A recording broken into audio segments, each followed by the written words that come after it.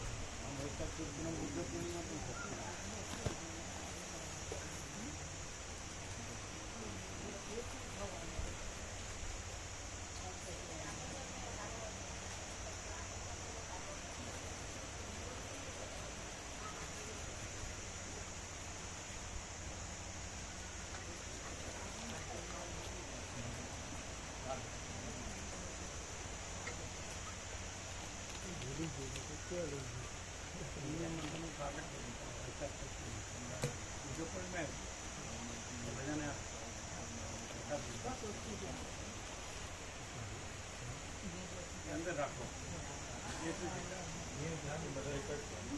पण आपल्याला बॉम्बे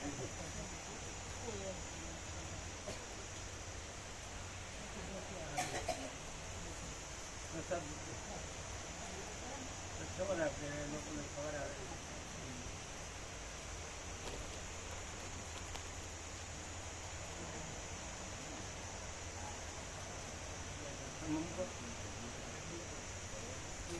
तो गो दूंगा आपको अंदर अरे हाँ है ना कसर कितने चाहिए आपको हाँ अब मुझे ना सवारे पास आ गए પેલા ભાઈ તો આવશે ને એ ઘડિયાળ છે ને એની ઉપર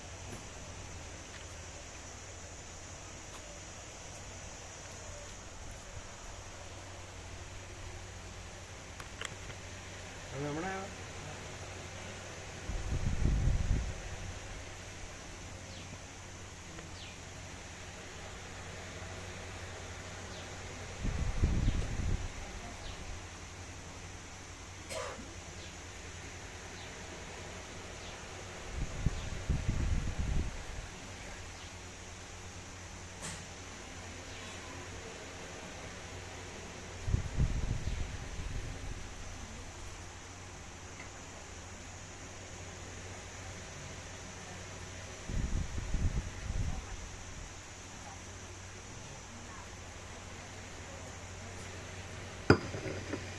ओम ओम ओछो अच्छा अवाज ओछो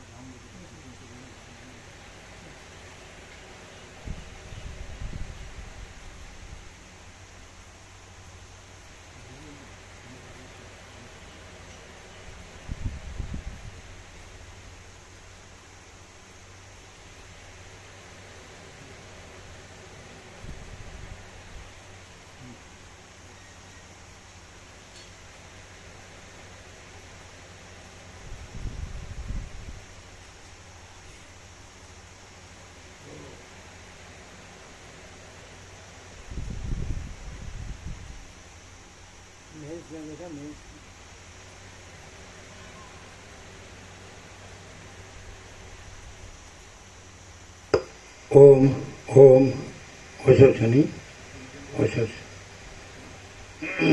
कॉन्टेक्ट लूज है कोई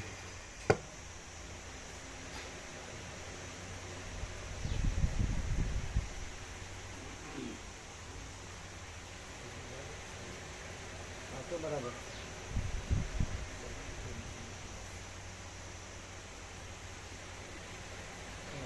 ગડબડ છે.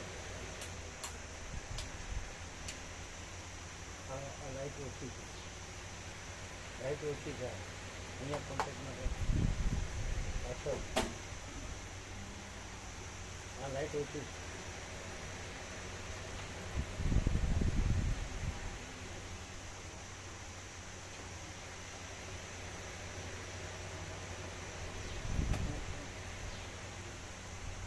સ્પીડ બરાબર પ્રેસ કરી ઓમ ઓમ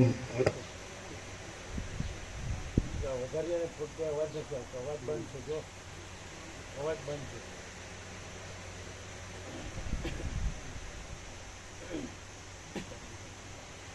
આમાં લાઈટ જ ઓછી છે. એટલે કંઈ વાયર બાર તૂટી ગયું છે. એનો વાયર તૂટ્યો નથી. ઓમ ઓમ ઓમ ઓછો નથી બરાબર છે બરાબર. હવે આવ્યો. પહેલાં બંધ હતું.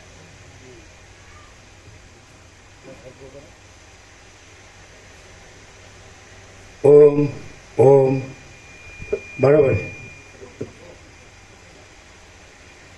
પરમ ચિદાકાશ પરમ જ્યોતિ અખંડ જ્યોતિ અનંત પૂર્ણ પરમ ચિદાકાશ પરમ શાંતિ स्वयं सिद्ध स्वयं प्रकाश स्वयं पूर्ण स्वस्वरूप यही सब कुछ है, इसके सिवा कुछ नहीं है.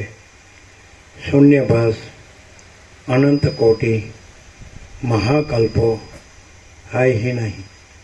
वसिष्ठ राम निर्वाणोत्तरार्ध राम 38મો રાઉન્ડ. ઓમ બરાબર છે નથી બરાબર નહીં નથી કે બરાબર નથી.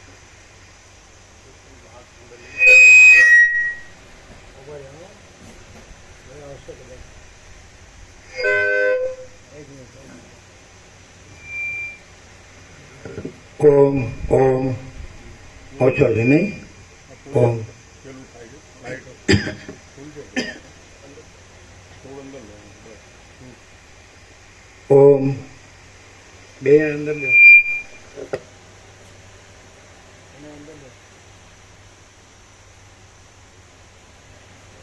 ઓમ હવે ચાલશે કે ઓછો છે ખેંચવું ન પડે તો બરાબર.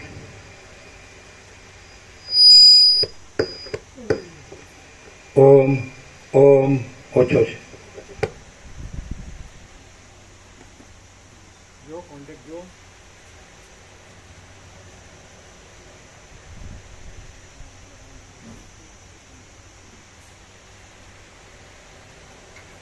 આનો આ બોર્ડનું જે એનું છે ને પ્રેસ કરો એની સ્વીચ બરાબર સ્વીચ કરો. ઓમ ઓમ ઓમ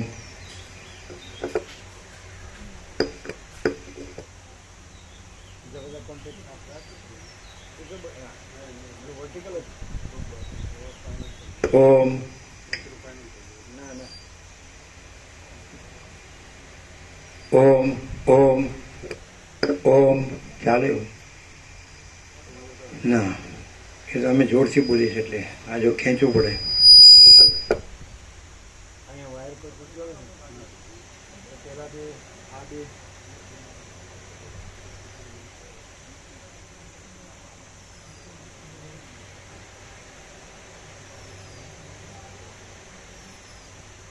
આગળ પાછળ ઇક્વલ ડિસ્ટન્સ છે. બરાબર છે બરાબર એ બોક્સ બરાબર સરખા ડિસ્ટન્સ છે આગળ પાછળ. હે આ થોડું ડિસ્ટન્સ આ ઓછું છે. અહીંથી જોવાનું અહીંથી બે સરખું દેખાય. આ સેન્ટરથી જોવાય અહીંથી જોવાય થોડું ડિસ્ટન્સ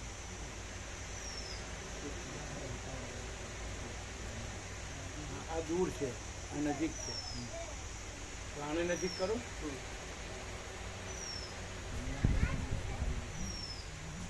હા, પૂરી દુનિયા સેટ કર્યા તો ત્યારે આને થોડુંક અંદર કરાવેલું. આને તો આને બહાર કરાવવું પડે. મીડિયા ફિટ કરે ત્યારે થોડું અંદર કરાવવું અડી જાય તો આને નજીક લેવું પડે, સરખું કરવું પડે. હવે બરાબર છે. આ થોડું આગળ લાગે છે. બરાબર છે, બરાબર છે. ડિસ્ટન્સ બરાબર છે. લગભગ સેટ થઈ ગયું. ઓમ ઓમ નથી અવાજ બરાબર.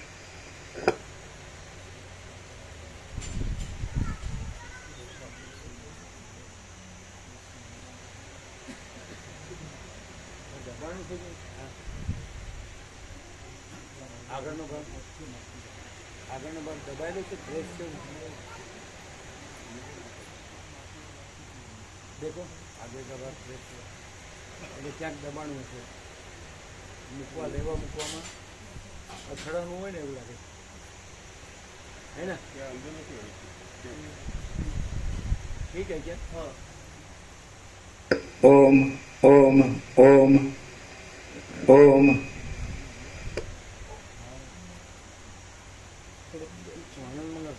બ્રહ્મ કૃપા ही केवलम.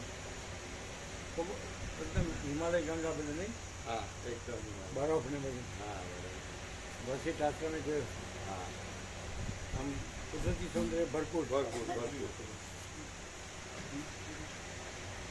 અત્યારે આવ્યા. હા હમણાં 5 વાગ્યા.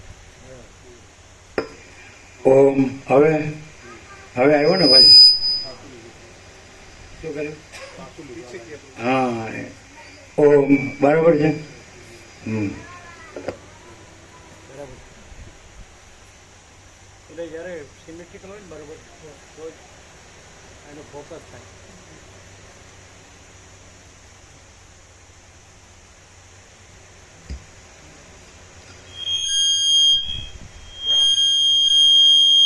એ ઉમિયા માતાનો પ્રાગટ્યનો પ્રસાદ છે કાલનો, વૈશાખ સુદ પૂનમ. ઊંઝા ઉમિયા બે આપો છે ને. બધાને આવી ગયો ને. બીજા હમણાં આવ્યા ને કોઈ અહીંયા આપ્યા. આદ્ય પરબ્રહ્મ સદગુરુ દેવ કી જય. ઓમ શ્રી પરમાત્મને નમઃ.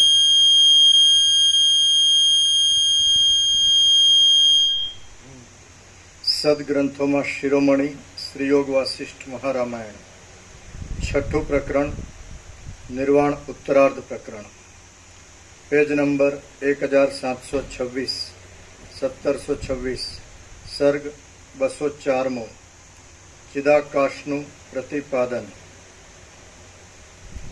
આ 204મા સર્ગમાં વસિષ્ઠજી અને રામચંદ્રજી ચિદાત્માની વિશુદ્ધિને અર્થે ચિદાકાશની અંદર દ્રશ્યના અભાવ વિશે સિદ્ધ યુક્તિઓ વડે વિવેચન કરશે.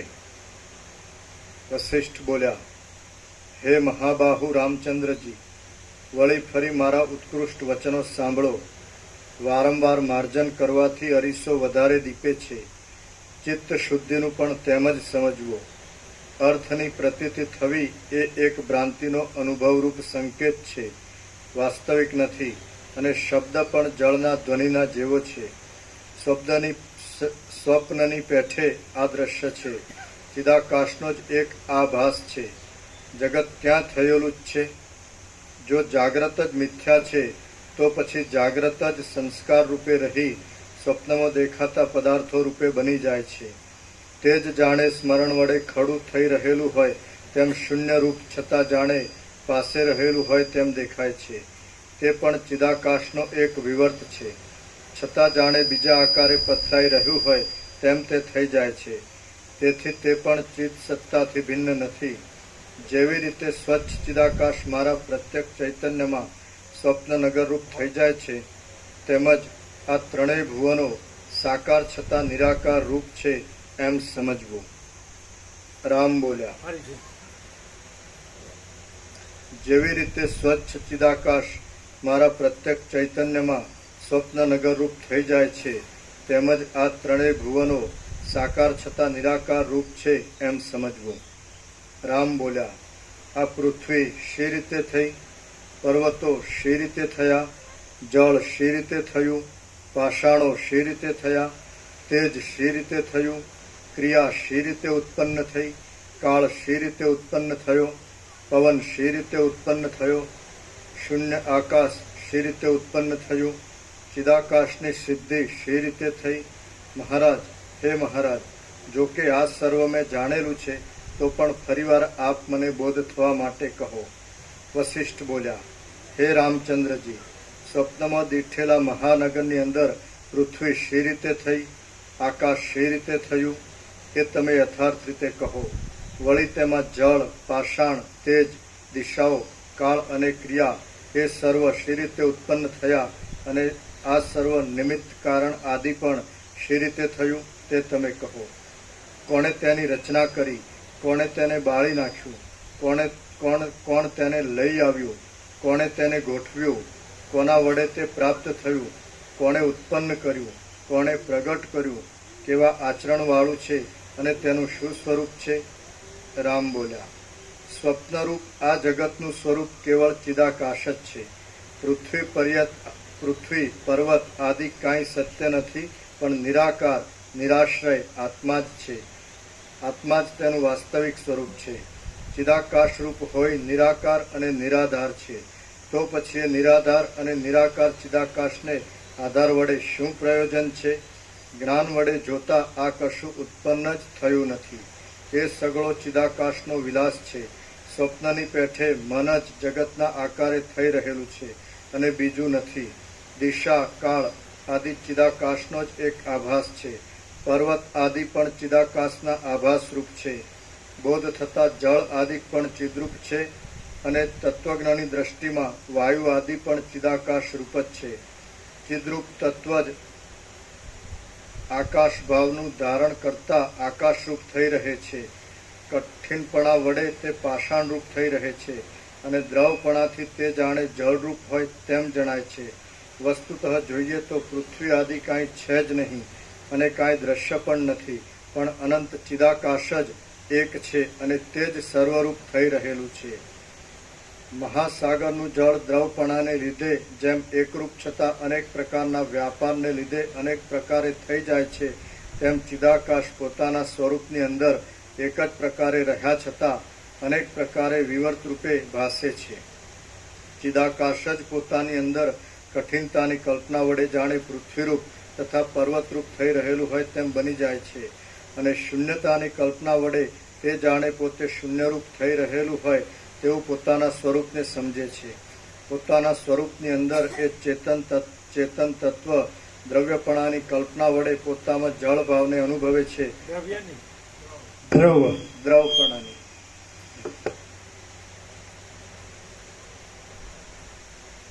પોતાના સ્વરૂપની અંદર એ ચેતન તત્વ દ્રવપણાની કલ્પના વડે પોતામાં જળ ભાવને અનુભવે છે, અને ચપળતાની કલ્પના વડે વાયુ ભાવને અનુભવે છે. ઉષ્ણ ભાવની કલ્પના વડે તે પોતામાં અગ્નિ ભાવને અનુભવે છે. તે પોતાના શુદ્ધ સ્વરૂપને નહીં છોડતા છતાં આ સર્વના ભાવને કેમ જાણે ધારણ કરી રહ્યું હોય તેવું થઈ રહે છે.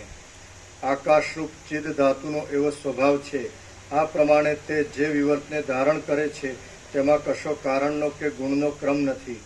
જેમ આકાશમાં શૂન્યતા વિના બીજું કશું નથી, અને જેમ સમુદ્રમાં જળ વિના બીજું કંઈ પણ નથી, તેમ ચિદાકાશ વિના બીજું કશું પણ અહીં છે જ નહીં.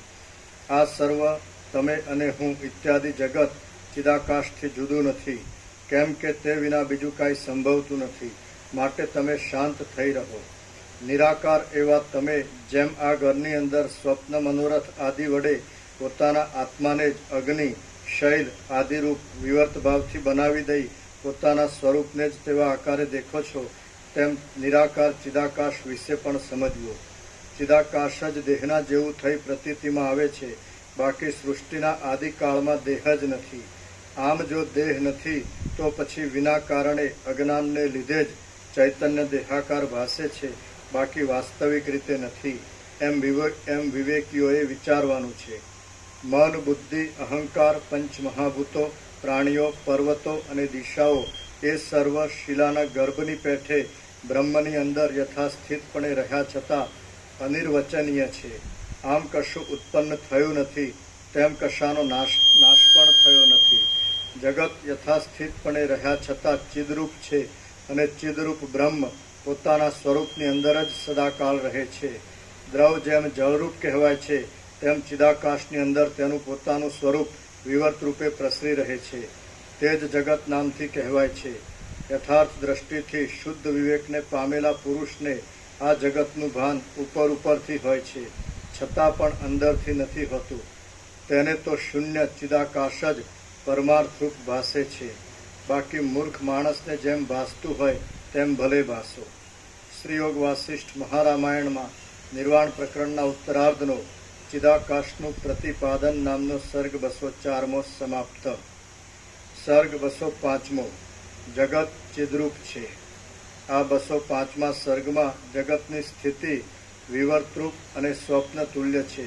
તેની ઉત્પત્તિ, સ્થિતિ અને લય થતા જ નથી, પણ ચિન્માત્ર છે એ વિશે વર્ણવાશે. રામ બોલ્યા, હે મહારાજ, જેમ સ્વપ્નમાં ચિદાકાશ જ દ્રશ્યરૂપ થઈ જાય છે, તેમ જાગ્રતમાં પણ તે જ દ્રશ્યરૂપ થઈ જાય છે. આ વિષયમાં જો સંદેહની કોઈ બારી ન હોય તો આ મારા સર્વોત્તમ પ્રશ્નનો આપ મને ઉત્તર આપો કે નિરાકાર ચિત્ત સત્તા કેમ જાગ્રતમાં અને સ્વપ્નમાં દેહાકાર થઈ જાય છે? વશિષ્ઠ બોલ્યા, જાગ્રતમાં અને સ્વપ્નમાં જે દ્રશ્ય પ્રતીતિમાં આવે છે તેનો આધાર શૂન્ય ચિદાકાશ છે. તે ચિદાકાશ બ્રહ્મથી જુદું નથી. આમ બ્રહ્મદ્વૈતમાં યુક્તિ સિદ્ધ હોવાથી વિવર્તવાદ વિશે કશો સંદેહ નથી. સર્વ કારણોના આકારથી સાવ શૂન્ય સૃષ્ટિના આરંભ કાળમાં કોઈ પણ પ્રાણીઓ કે મહાભૂતો સંભવતા નથી. તેને લીધે પૃથ્વી આદિથી બંધાયેલો આ દેહ કોઈ પણ પ્રકારે નથી. આ પંચ મહાભૂતો જ દેહરૂપ છે અને તે બિલકુલ છે જ નહીં. આથી ચિદાકાશ આ સ્વપ્ન જેવા દ્રશ્યના આભાસને દેખે છે અને તે પણ તેના સ્વરૂપનો જ એક વિવર્ત છે. માયાના ગુણ વડે ક્ષોભ થતાં તે જાણે આકારવાળું હોય તેવું પ્રતીતિમાં આવે છે. આકાશરૂપ ચિદાત્મા વડે જે કાંઈ આભાસરૂપ પ્રતીતિમાં આવે છે તેનું જ સ્વપ્ન રૂપે અને જગતના આકારે ભાન થાય છે. તે જ સ્વપ્ન જગત આદિ શબ્દ વડે કહેવાય છે.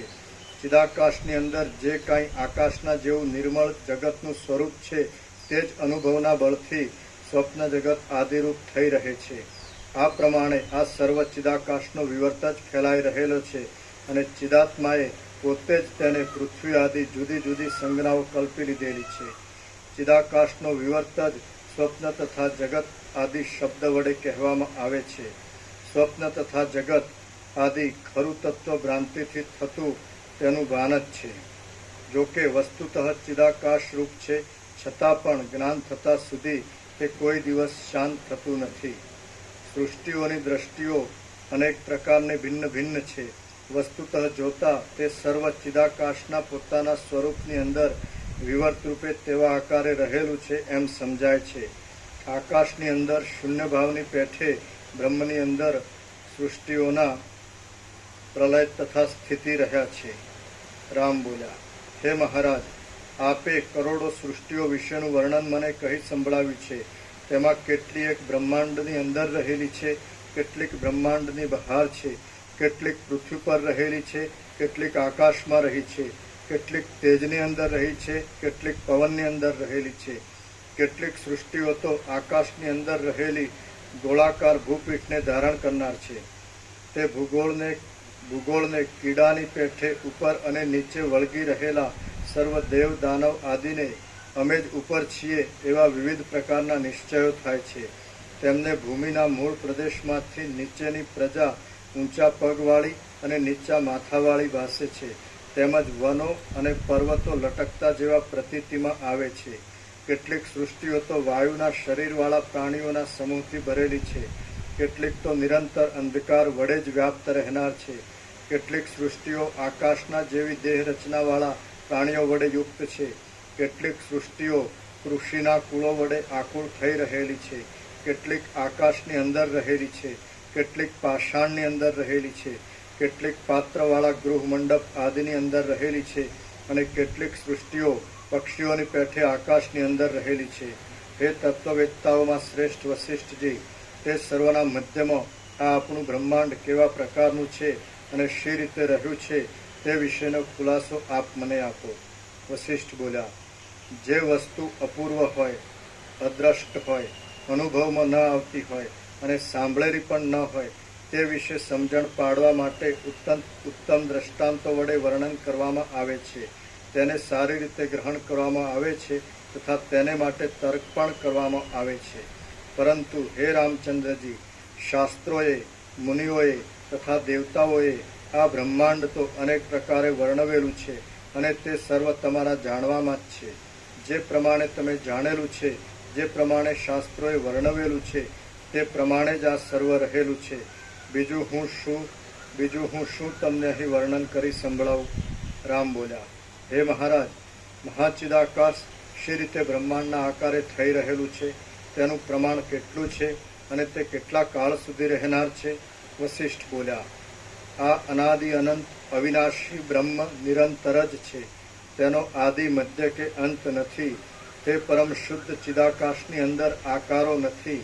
અનાદિ અનંત આ અવિનાશી બ્રહ્માકાશ સર્વત્ર પ્રસરી રહેલું છે. આ ચોતરફ પ્રતીતિમાં આવતું તે જગત પણ બ્રહ્મરૂપ છે. તેથી તે અનાદિ અને અનંત છે. પરમ શુદ્ધ આ ચિદાકાશનો પોતાની મેળે જ પોતાના સ્વરૂપની અંદર જે વિવર્ત થાય છે તે જગત શબ્દથી કહેવાય છે.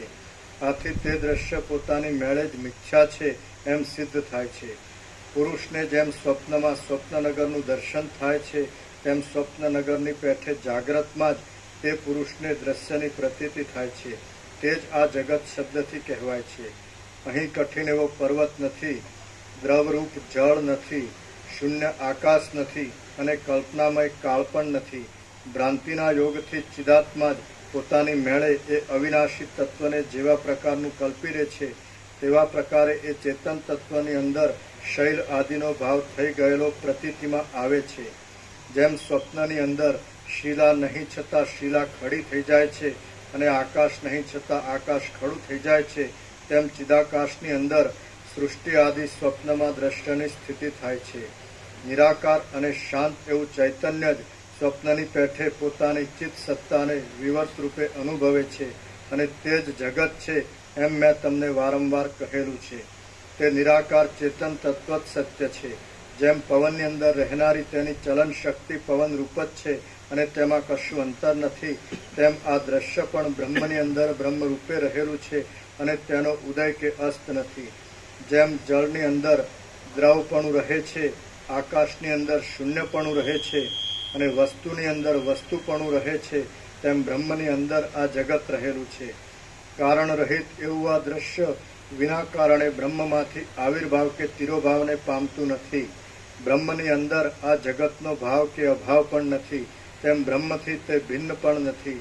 અનાદિ, નિરાભાસ અને નિરાકાર એવું ચિદાકાશ બીજી જગતરૂપી સૃષ્ટિના કારણરૂપ હોય એમ કોઈ દિવસ સંભવતું જ નથી.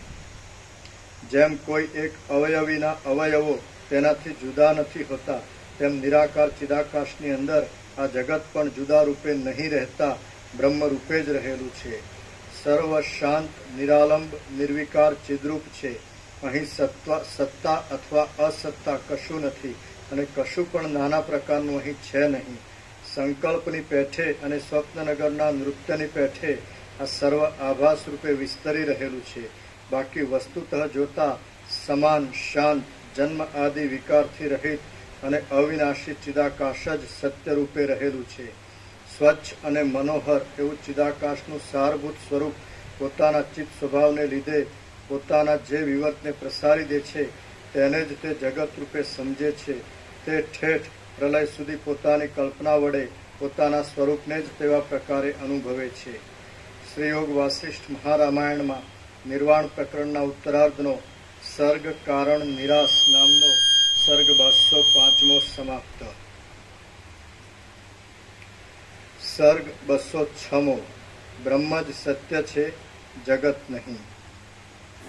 આ 206મા સર્ગમાં બ્રહ્મ જ સત્ય છે, જગત નથી એવા નિર્ણયના હેતુરૂપ એવા કુશદ્વીપના રાજાએ કરેલ પ્રશ્નોનું નિરૂપણ કરાશે. વશિષ્ઠ બોલ્યા, હે નિર્મળ રામચંદ્રજી, પરમાર્થ દ્રષ્ટિથી જોઈએ તો બ્રહ્મ પરમાર્થ રૂપ છે અને તે જ સત્ય રૂપે સ્થિર છે. બાકી વિના કારણ જે કાંઈ જગતનો ભ્રમ થાય છે તે કાંઈ જ નથી. હે મહાબુદ્ધિશાળી, તમને સારી રીતે બોધની પુષ્ટિ થાય તે માટે આ સંબંધમાં હું એક મહાપ્રશ્ન વિશે કહું છું, તમે તે સાંભળો. આવો પ્રશ્ન પૂર્વે મને કોઈએ પૂછ્યો હતો. ત્રણેય લોકમાં વિખ્યાત એવો કુશદ્વીપ નામનો એક દ્વીપ છે. તે આ ભૂમિની અંદર વલયની પેઠે રહ્યો છે અને સુરોદ તથા ગૃતોદ નામના સમુદ્ર વડે બંને બાજુએ વ્યાપ્ત છે.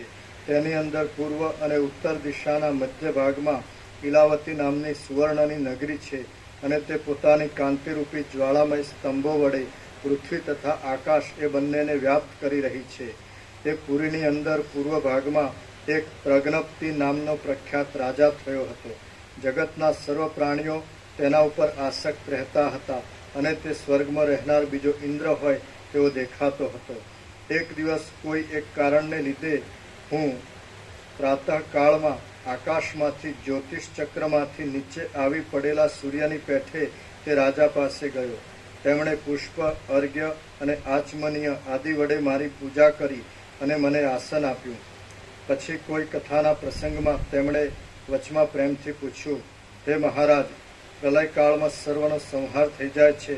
અવર્ણનીય પરમાકાશ શૂન્ય રૂપે રહે છે અને સર્વ કારણોનો પણ ક્ષય થઈ જાય છે. ત્યારે ફરીવાર સૃષ્ટિનો આરંભ થવાનું મૂળ કારણ શું છે તે આપ કહો. તેના સહકારી કારણો પણ શા છે અને કદાચિત તેઓ હોય તો પણ ક્યાંથી, શી રીતે અને કયા પ્રકારે ઉત્પન્ન થયા છે? ઉત્પન્ન થયેલું જગત વસ્તુતઃ શું છે અને તેના સૃષ્ટિ આદિ વિકારો પણ શું છે? તેમાં કેટલીક ભૂમિઓ તો નિરંતર અંધકારને ધારણ કરી રહેલી છે, કેટલીક મહાસાગરની પેઠે આકાશની અંદર જ ખડી થઈ રહેલી છે, કેટલીક ભૂમિઓ કૃમિઓના કુળ વડે આકુળ થઈ રહેલી છે. આ બધી વિચિત્રતા થવાનું શું કારણ છે? કેટલાયક લોકો આકાશના ગર્ભમાં રહેલા છે અને કેટલાયક શિલાના ઉદરમાં રહેલા છે. એ સર્વ ક્યાંથી છે અને શું છે? વળી પૃથ્વી આદિ પંચમહાભૂતો તથા 4 પ્રકારના અંડજ આદિ પ્રાણીઓ તથા તેમના બુદ્ધિ આદિ આધ્યાત્મિક પદાર્થો શું છે અને કેવી રીતે થયા છે? એ સર્વનું નિમિત્ત નિર્માણ કરનાર કોણ છે તથા તેના દ્રષ્ટા પણ કોણ છે? એના આધાર આધેય ભાવ પણ કેમ અને શી રીતે છે? જો કદાચિત સમસ્ત વેદશાસ્ત્રના અર્થ સાથે વિરોધ ન આવે તે માટે જગતનો કોઈ દિવસ પ્રલય નથી, પણ તે વ્યવહાર પ્રાણીઓના કર્મ અનુસાર નિરંતર પ્રવૃત્ત જ રહે છે. એવો દ્રઢ નિશ્ચય કરવામાં આવે તો પણ સર્વ અનુભવ સંકલ્પ રૂપની સ્ફૂર્તિને અનુસરી જ તે કરવામાં આવે છે. તો એ સંકલ્પની સ્ફૂર્તિને પ્રવાહ રૂપે અવિનાશી ગણવી કિંવા મિથ્યા ગણવી એ આપ કહો. બીજું પણ હે મુનિશ્રેષ્ઠ, મરી ગયેલા અને અગ્નિ વડે બળી ગયેલા એવા દ્વીપાંતરના પ્રાણીઓને અથવા તો અહીં કુશદ્વીપ આદિમાં નાશ પામતા પ્રાણીઓને નરક અને સ્વર્ગના ભોગ માટે દેહની ઉત્પત્તિ થવાના માતા પિતા આદિ કારણોથી રહિત એવા પ્રદેશમાં પરલોકમાં દેહ ઉત્પન્ન થવામાં શું કારણ છે અને તેમ થવામાં સહકારી કારણો પણ શા છે? ધર્મ અને અધર્મ તો નિરાકાર છે. પરલોકમાં જ તે દેહ આદિ સાકાર રૂપે થાય એમ પણ ઘટતું નથી. વળી તે બંને પાર્થિવ આદિ દ્રવ્ય ભોગથી રહિત છે. તેથી તેઓ પાર્થિવ આદિ ભાગ વડે દેહ આદિની રચના કરે છે એ યુક્તિ પણ અસંભવિત ભાસે છે. માતા પિતા આદિના અભાવને લીધે પરલોકમાં એવું કયું બીજ છે કે તે કારણરૂપ કહેવાય? અથવા તે પરલોક સંબંધિત દેહ ઉત્પન્ન થવામાં બીજા પણ શા હેતુઓ છે અને દ્રવ્ય આદિનો સંભવ પણ શી રીતે છે? ધર્મ તથા અધર્મ આદિ આચરનારા જીવનને પરલોક મળતો નથી એ વાત પણ બંધ બેસતી નથી. કેમ કે આ જન્મ પૂર્વજન્મની અપેક્ષાએ પરલોક જેવો જ છે અને તે પ્રત્યક્ષ અનુભવે અનુસરી સ્થિર થઈ રહેલો છે. તેથી પરલોક ન માનીએ તો સર્વ લોક તથા વેદ આદિમાં વિરોધ આવે, એટલે એ વાત અયુક્ત છે. આ પ્રજા પોતે નહીં ઈચ્છેલ અને ક્રિયા વડે પણ નહીં સાધેલ એવા બેજા દેશાંતરમાં થયેલ સંબંધ વગરની અમૂર્ત મૂર્તિમાન નહીં એવી રાજ આજ્ઞા આદિ વડે વધ બંધ અને દંડ આદિ ફળને પ્રાપ્ત થાય છે તો તેમાં શી યુક્તિ છે? વળી શિલા આદિનો બનાવેલો સ્તંભ દેવતા તથા મુનિ આદિના વરદાનના પ્રભાવથી સોનું મેળવવા માટે જવા આવવાની કડાકૂટ કર્યા વિના પણ ક્ષણવારમાં સુવર્ણરૂપ બની જાય છે તો આમાં શી સાધન સંપત્તિ છે અને શી યુક્તિથી તેમ બને છે? વિધિ અને નિષેધ નિમિત્ત વિના જ લોકમાં પ્રવૃત્ત થઈ રહેલા છે. તેમાંના કેટલાક લોક પ્રચાર વડે રૂઢ છે તથા કેટલાક રૂઢ પણ નથી, તો તેમનું શું પ્રયોજન છે? હે મહારાજ, આ જગત પૂર્વે અસત હતું અને પછી તે સદરૂપ થયું. આ શ્રુતિના અર્થની સંગતિ શી રીતે મળે? અથવા તો અસદ એવેદમ અગ્ર આસિત, આ સર્વપ્રથમ અસત જ હતું અને સદૈવ સૌમ્યેદમગ્ર આસિત, આ સર્વપ્રથમ સદરૂપ જ હતું ઇત્યાદિ શ્રુતિઓના અર્થની પરસ્પર સંગતિ શી રીતે મળે? હે મહામુનિ વસિષ્ઠજી, શૂન્ય આકાશમાંથી આ હિરણ્યગર્ભ શી રીતે થયા? આકાશનો ચિદાકાશનો જો એવો પ્રભાવ જ છે તો પછી એ આકાશ સર્વત્ર હોવાથી સર્વ ઠેકાણે બીજા હિરણ્યગર્ભો કેમ થતા નથી? વળી ઔષધિઓના પોતપોતાના પૂર્વ બીજ આદિને ઉત્પન્ન કરવાના સ્વભાવો અને બીજા અગ્નિ આદિના ઉષ્ણપણા આદિના સ્વભાવો કેમ સ્થિતિને પ્રાપ્ત થઈ રહેલા છે? હે મુનીશ્વર, આપ બોધને અનુસરી તે કહો. ઈચ્છિત કામને આપનાર પ્રયાગાદિ ક્ષેત્રમાં એક જ પુરુષનું તેના કોઈ સ્નેહી સંબંધીએ જીવિત ચિંતવ્યું હોય અને તેના શત્રુએ મરણ ચિંતવ્યું હોય, પણ પછીથી તે શત્રુ તથા મિત્રનું મૃત્યુ થઈ જાય તો પછી તે પુરુષની શી ગતિ થાય? હું આકાશની અંદર પૂર્ણ ચંદ્રરૂપ થાઉં એવી કામના કરીને અનેક ઉપાસકો ચંદ્રભાવને પ્રાપ્ત કરનારી ઉપાસના વિધિને અનુસરીને ધ્યાન કરે તો તેમણે એકઠા કરેલા અને તુલ્યકાળે પ્રાપ્ત થયેલા ચંદ્રભાવના ફળો વડે આકાશ એક જ સમયે હજારો ચંદ્રવાળું કેમ થઈ જતું નથી? બીજું લાખો ધ્યાન કરનારાઓ વડે ધ્યાન કરાયેલી એક જ સ્ત્રી એક જ સમયે તે સર્વની પત્નીરૂપ કેમ થઈ જાય છે? અને તેમને એક જ કાળે ધ્યાનના ફળ કેમ મળે? વળી તે સ્ત્રી એક જ છતાં તે સર્વેના ભિન્ન ભિન્ન સ્થળમાં રહેલા ઘરોમાં શી રીતે સ્થિતિ રાખી શકે? વળી તે પોતાના તપ વડે બ્રહ્મચારિણી છતાં અને પ્રત્યેક ઉપભોક્તાના તપ વડે સાધ્વી છતાં ગણાઓના ઉપભોગમાં આવવાથી અસાધ્વી કેમ થાય? હે મહામુનિ, વરના પ્રભાવથી અને શાપના પ્રભાવથી હું આ ઘરમાંથી બહાર નહીં નીકળતા ઠેઠ કલ્પ પર્યંત સાતેય દ્વીપમાં રાજા થઈ ઘરની અંદર જ રહું એવી પરસ્પર વિરુદ્ધ વાત જ્યાં મેળવેલી હોય ત્યાં એ ઘરની અંદર સર્વભોગ્ય વસ્તુની સ્થિતિ અને વરદાનનું અસ્તિત્વ કેમ ઘટી શકે? દાન, ધર્મ આદિ તપો તથા શ્રાદ્ધ આદિ પારલૌકિક કર્મો અહીં કરવામાં આવવાથી અહીં જ રહેલા હોય છે અને અમૂર્ત છે, તો તેમનું ફળ લોકાંતરમાં પરલોકમાં શી રીતે મળી શકે? વળી અદ્રષ્ટને ફળ આપનારું માનવામાં આવે તો પણ તે મૂર્તિમાન દેહ આદિમાં અધ્યાસ વડે પ્રીતિ ઉત્પન્ન કરાવી ફળ આપે છે એમ કહેવું જોઈએ, પરંતુ પરલોકમાં તેવું ક્યાં હોય છે? આ લોકમાં અને પરલોકમાં વ્યવહાર કરનાર જીવ કાંઈ સાકાર નથી. હે મહારાજ, દેશાંતરમાં અને કાળાંતરમાં જીવ કાંઈ આ દેહ સહિત હોતો નથી કે તેના આશ્રય ફળનો અનુભવ સંભવે. તેથી તે વાત અનુભવ બહારના જેવી ભાસે છે. આ બધું મને અઘટિત જેવું જણાય છે, તો તે બરાબર ઘટિત શી રીતે થાય? જેમ સંધ્યાકાળના અંધકારને પોતાની કાંતિ વડે ચંદ્રમા નિવૃત્ત કરે છે, તેમ આપ ઉપર વર્ણવેલા મારા સંશય સમુદાયને શુદ્ધ અને શીતળ વાણીથી દૂર કરો.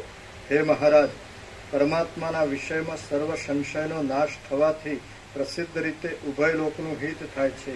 માટે આપ મારા સંશયને કાપી નાખી મને પરમ વસ્તુનો બોધ આપો, કેમ કે આપ જેવા મહાત્માઓનો સમાગમ કોઈને પણ તુચ્છ ફળ આપનાર થતો નથી. કોઈને પણ તુચ્છ ફળ આપનાર થતો નથી. શ્રીયોગ વાસિષ્ઠ મહારામાયણમાં નિર્વાણ પ્રકરણના ઉત્તરાર્ધનો મહાપ્રશ્ન નામનો સર્ગ 206મો સમાપ્ત. સર્ગ 207મો. પ્રશ્નોનું સમાધાન. આ 207મા સર્ગમાં ક્રમને નહીં સંભાળતા કેટલાય પ્રશ્નોનું સમાધાન થશે અને બીજા પ્રશ્નોનું સમાધાન પાછલા 3 સર્ગો વડે કરવામાં આવશે. વશિષ્ઠ બોલ્યા, પાછલા 3 સર્ગો. પાછલા કે આગલા? અહીંયા પાછલા લખ્યું છે. પાછલા એટલે કોઈ વયા ગયા, આગલા એટલે આવનાર. આવનારા 3 સર્ગો વડે કરવામાં આવશે.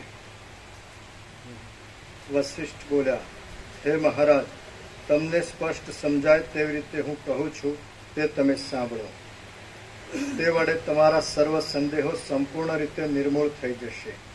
આ સર્વ જગતના ભાવો સદૈવ અસદરૂપ છે અને સદૈવ સદરૂપ પણ છે. કેમ કે જેવી દ્રઢ સંકલ્પની સ્ફૂર્તિ હોય છે તેવી જ તેની સ્થિતિ હોય છે. હે મહારાજ, ચિદાત્મા અમુક પ્રકારનો જ છે એવી દ્રઢ ભાવના થાય છે ત્યાં તેવા જ પ્રકારનું અવશ્ય થઈ જાય છે. પછી તે ભલે સદરૂપ હો કે અસદરૂપ હો તે વિશે કાંઈ જોવાનું નથી.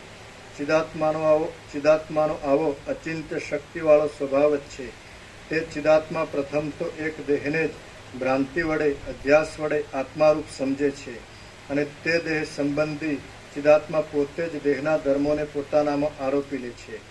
મનુષ્યો સ્વપ્નમાં અને જાગ્રતમાં દેહને અનુભવનાર ચિદાત્માને જ અનુભવે છે. બાકી દેહાદિક જે ચેતનરૂપ જણાય છે તે કાંઈ તેનો પોતાનો ખાસ ધર્મ નથી. આમ કોઈક ભ્રાંતિ જ્ઞાન જ શરીરના આકારે પ્રતીતિમાં આવે છે. બાકી શરીર કાંઈ બીજી વસ્તુ નથી.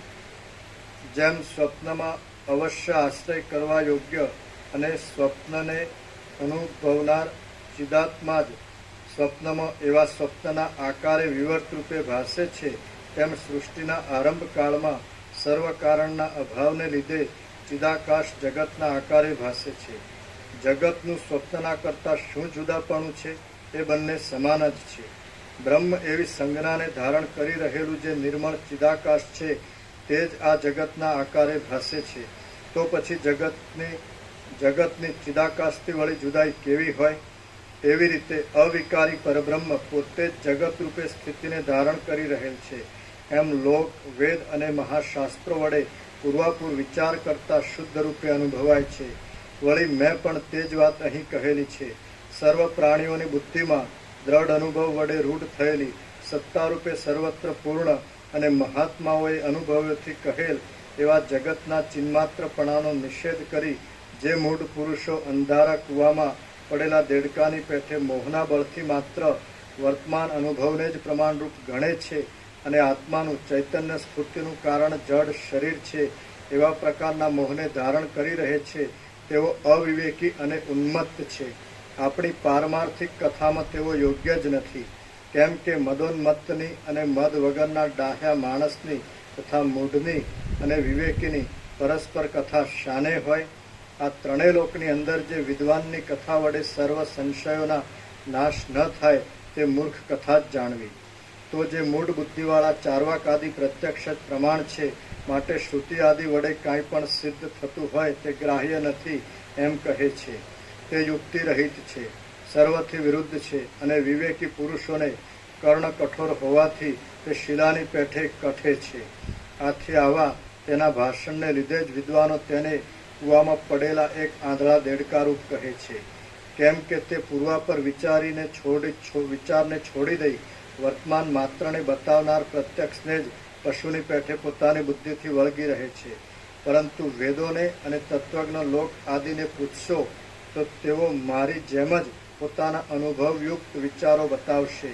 તેથી સંશયોનો ક્ષય થઈ જાય છે. જો પ્રત્યક્ષ ચૈતન્ય જ શરીરરૂપ હોય તો ચૈતન્યની સર્વ વ્યાપકતાને લીધે શબ શા માટે ઉઠતું નથી? એવી જેને શંકા થતી હોય તેવા મૂઢ માણસોને માટે અહીં નીચે પ્રમાણે ખુલાસો આપીએ છીએ.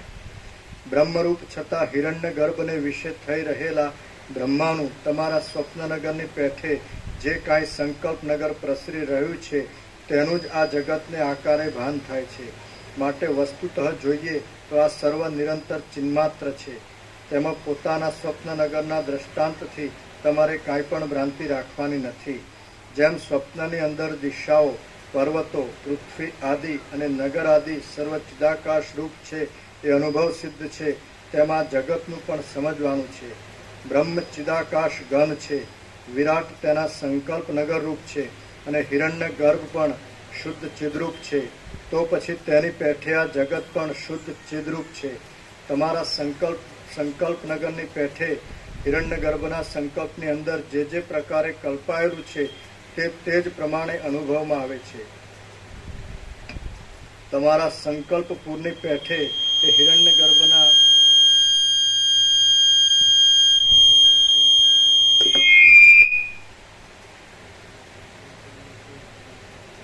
તમારા સંકલ્પપુરની પેઠે એ હિરણ્ય ગર્ભના સંકલ્પપુરની અંદર જે પ્રમાણે સંકલ્પિત છે તે પ્રમાણે છે. ચિદ્રૂપ હિરણ્ય ગર્ભે પ્રથમથી જ જે પ્રમાણે દેહની ચપળતા અને જડતા, દેહ જીવતો હોય ત્યાં સુધી હાલે ચાલે અને મરી ગયા પછી તે જડ થઈ જાય છે, એ પ્રમાણે નિયત કરી રાખે છે, તે પ્રમાણે જ તે અનુભવમાં આવે છે. બીજા પ્રકારે તે અનુભવમાં આવે નહીં. મહાપ્રલયને અંતે પાછી સૃષ્ટિની પ્રવૃત્તિ થાય છે. હવે સર્વ કારણના અભાવને લીધે તે સમયે કશું દ્રવ્ય હોતું નથી. તેમજ પૂર્વ પ્રજાપતિનું વિમુક્તપણું થઈ જવાથી તેની સ્મૃતિ પણ સંભવતી નથી. તેથી સ્વયં જ્યોતિ બ્રહ્મ જ જગતના આકારે વિવર્ત રૂપે ભાસે છે એમ સિદ્ધ થાય છે.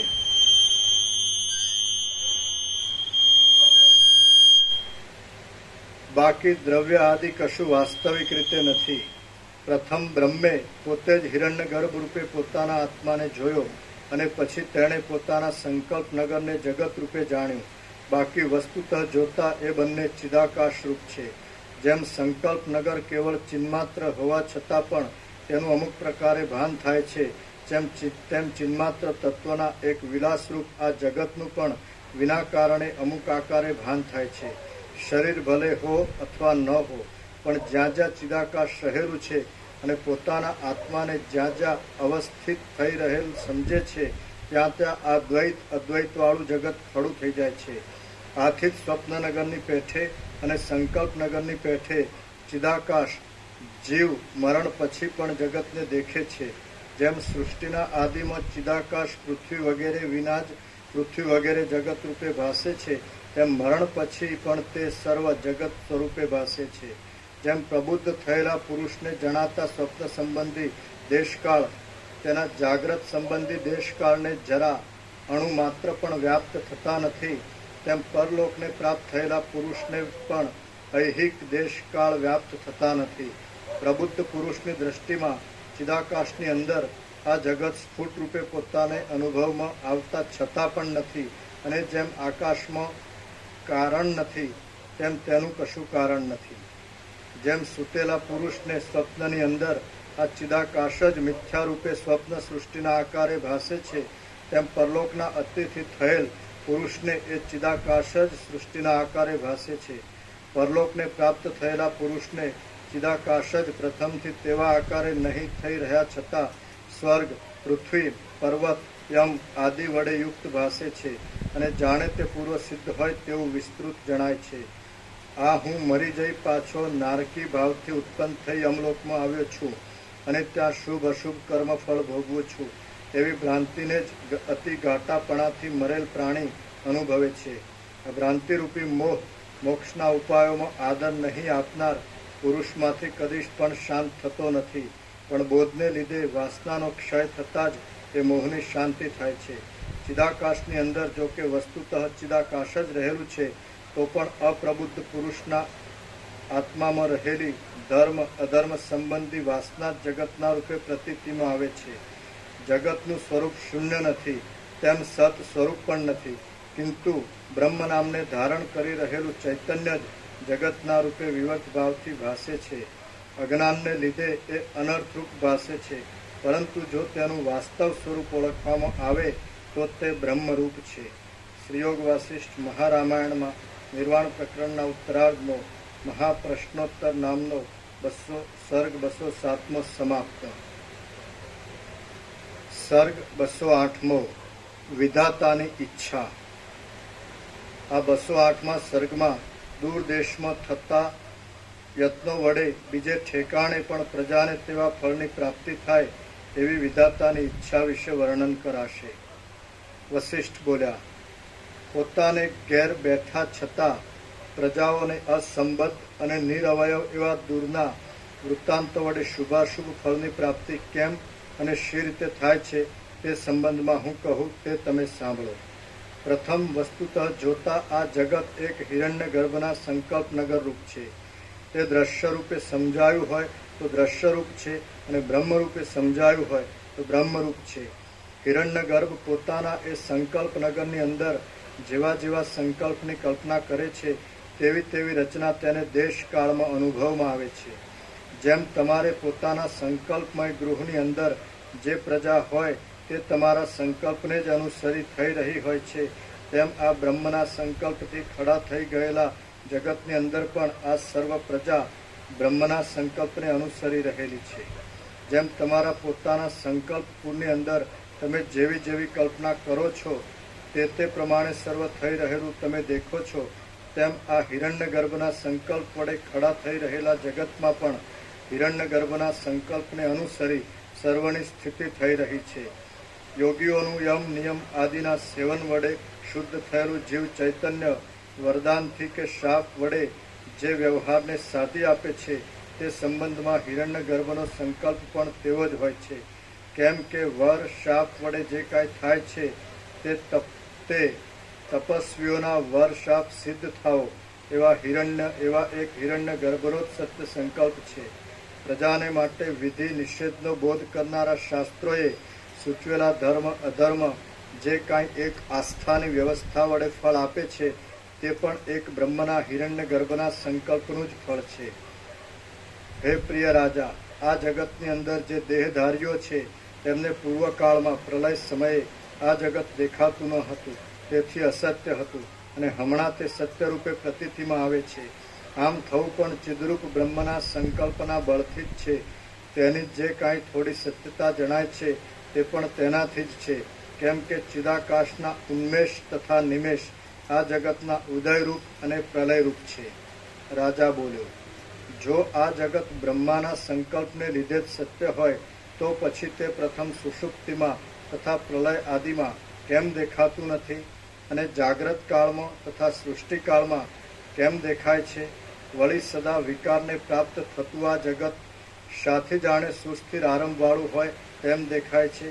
વશિષ્ઠ બોલ્યા, ચિદાકાશના સંકલ્પ નગરમાં રહેલા આ માયિક દ્રશ્યનો એવો સ્વભાવ જ છે કે તે ક્ષણવારમાં સ્વપ્નમાં તથા જાગ્રતમાં ખડું થઈ જાય છે તથા પ્રલયમાં સુષુપ્તિમાં અને મોક્ષમાં તિરોહિત થઈ જાય છે. આ સદરૂપ અને અસદરૂપ સૃષ્ટિઓ ચિદાકાશની અંદર બાળકના સંકલ્પ નગરની પેઠે તેમજ આકાશમાં ભ્રાંતિ વડે દેખાતા મચ્છરા મોવાળા આદિના આકારની પેઠે ભ્રાંતિના બળથી ભાસે છે. તમે પોતાના સંકલ્પ નગરને ઉત્પન્ન કરી તેનો પાછો ક્ષણવારમાં પોતાની મેળે જ અથવા તો બીજા આકારના સંકલ્પને લીધે વિનાશ કરી નાખો છો અને તમારો પોતાનો જ સ્વભાવ છે. તે જ પ્રમાણે ચિદાકાશના સંકલ્પ નગરની અંદર જે કાંઈ સૃષ્ટિ પ્રલયની પ્રતીતિ થાય છે તે તેના સ્વભાવનો જ એક વિવર્ત છે અને વસ્તુતઃ જોતા તો તે શુદ્ધ જ છે એમ તમે સમજો. આ ત્રણેય લોક ચિદેક રસ હોય અનાદિ અને અનંત એવા બ્રહ્માકાશ રૂપ જ છે. આથી એ પરમેશ્વર જે સંકલ્પ કરે છે તથા જે કર્મ કરે છે તે સર્વ આવરણથી રહિત એવા ઈશ્વરના સત્ય સંકલ્પને લીધે જીવકૃત કર્મ પરલોક આદિમાં સેંકડો યોજનોનું અને અનેક યુગોનું અંતર હોવા છતાં જાણે નજીક જ હોય તેમ સ્વપ્નની પેઠે વર્તમાન કાળના જેવું જ અહીં કાર્ય કરી આપે છે. આત્મા એક હોઈને આવરણથી રહિત છે અને તે દેશમાં તથા લોકાંતરમાં પણ શા માટે કર્મભોગને ન ભોગવે? જેમ પ્રકાશી રહેલા મણીની અંદર તેની કાંતિનો ચળકાટ અને ઝાંખાશ અનુભવમાં આવે છે, તેમ ચિદાકાશરૂપી મણીની અંદર તેનો જ એક વિવર્ત જગતના સૃષ્ટિ પ્રલય રૂપે અને નાના પ્રકારના કર્મફળના યોગની વિચિત્રતા રૂપે પ્રતીતિમાં આવે છે. વિધિ નિષેધનું પ્રયોજન લોકોની મર્યાદા રક્ષવા માટે છે. સંસ્કાર રૂપે તે ચિત્તમાં દ્રઢ થઈ જવાથી પરલોકમાં ગયા પછી પણ જીવને સફળ આપનાર નીવડે છે. બાકી વસ્તુતઃ જોઈએ તો આત્માને જન્મ કે મરણ એ કાંઈ છે જ નહીં. તે પોતે સદા બ્રહ્મરૂપ છે અને ભ્રાંતિને લીધે સ્વસ્વરૂપનો આભાસ જ તેને ભિન્ન રૂપે પ્રતીતિમાં આવે છે. તે પોતે સદા આત્મામાં જ રહે છે. બ્રહ્માનું સંકલ્પ નગર એક જાતની તેની કલ્પના જ છે. તે કલ્પના જ્યારે દ્રષ્ટા દ્રશ્ય આદિ રૂપે પોતે જાણે જગતના આકારે થઈ રહી હોય એમ ભાસે છે ત્યારે જગત ઉત્પન્ન થયું એમ કહેવાય છે. જ્યારે હિરણ્યગર્ભ સ્વભાવને લીધે પોતાના વિવર્તને સમેટી લઈ ચિદાકાશરૂપ પોતાના એક ચિદાકાશ સ્વરૂપમાં સ્થિતિ કરે છે ત્યારે એ સમષ્ટિ જેવી વિરાટ શાંત રહેલ છે એમ કહેવામાં આવે છે. જેમ વાયુની ચપળતા અને સ્થિરતા તેના પોતાના સ્વરૂપથી ભિન્ન નથી તેમ દ્રશ્યના આકારે વિવર્ત થવો તથા પાછું તેનું તિરોહિત થઈ જવું એ બંને નિર્મળ અને અક્ષય એવા એ તત્વની અંદર સ્વાભાવિક રીતે જ રહે છે. જેમ તમારા સંકલ્પ નગરની અંદર અમુક અમુક ઔષધિ પદાર્થાદિના પ્રસંગો જુદા જુદા જરામરણને અણનારા થાઓ એવી કલ્પના થતાં તેવા જ પ્રકારનો ભાવ પ્રતીતિમાં આવે છે તેમ બ્રહ્મના સંકલ્પ નગરની જગતની અંદર પણ ત્રણેય લોકમાં સર્વ ઔષધિ પદાર્થ આદિના તેવા પ્રભાવ વિશેષ વડે યુક્ત સ્વભાવો ઉદય પામી રહ્યા છે. હે મહારાજ, પોતાના સંકલ્પની અંદર પરમેશ્વર ક્ષણે ક્ષણે કે પ્રતિ વસ્તુએ સંકલ્પ જ નથી કર્યા કરતા. તે તો બાળકે કરેલા રમકડાની કલ્પનાની પેઠે એક જ વાર સંકલ્પ કરે છે કે અમુક જાતની વસ્તુ અમુક પ્રકારનું કાર્ય કરનાર થાઓ અને તે અમુક પ્રકારે ઉત્પન્ન થાઓ. પછી તેને લીધે બીજાંકુર આદિના ક્રમથી ઘાસમાંથી ઘાસ જ ઉત્પન્ન થવું ઇત્યાદિ ક્રમ બંધાઈ જાય છે.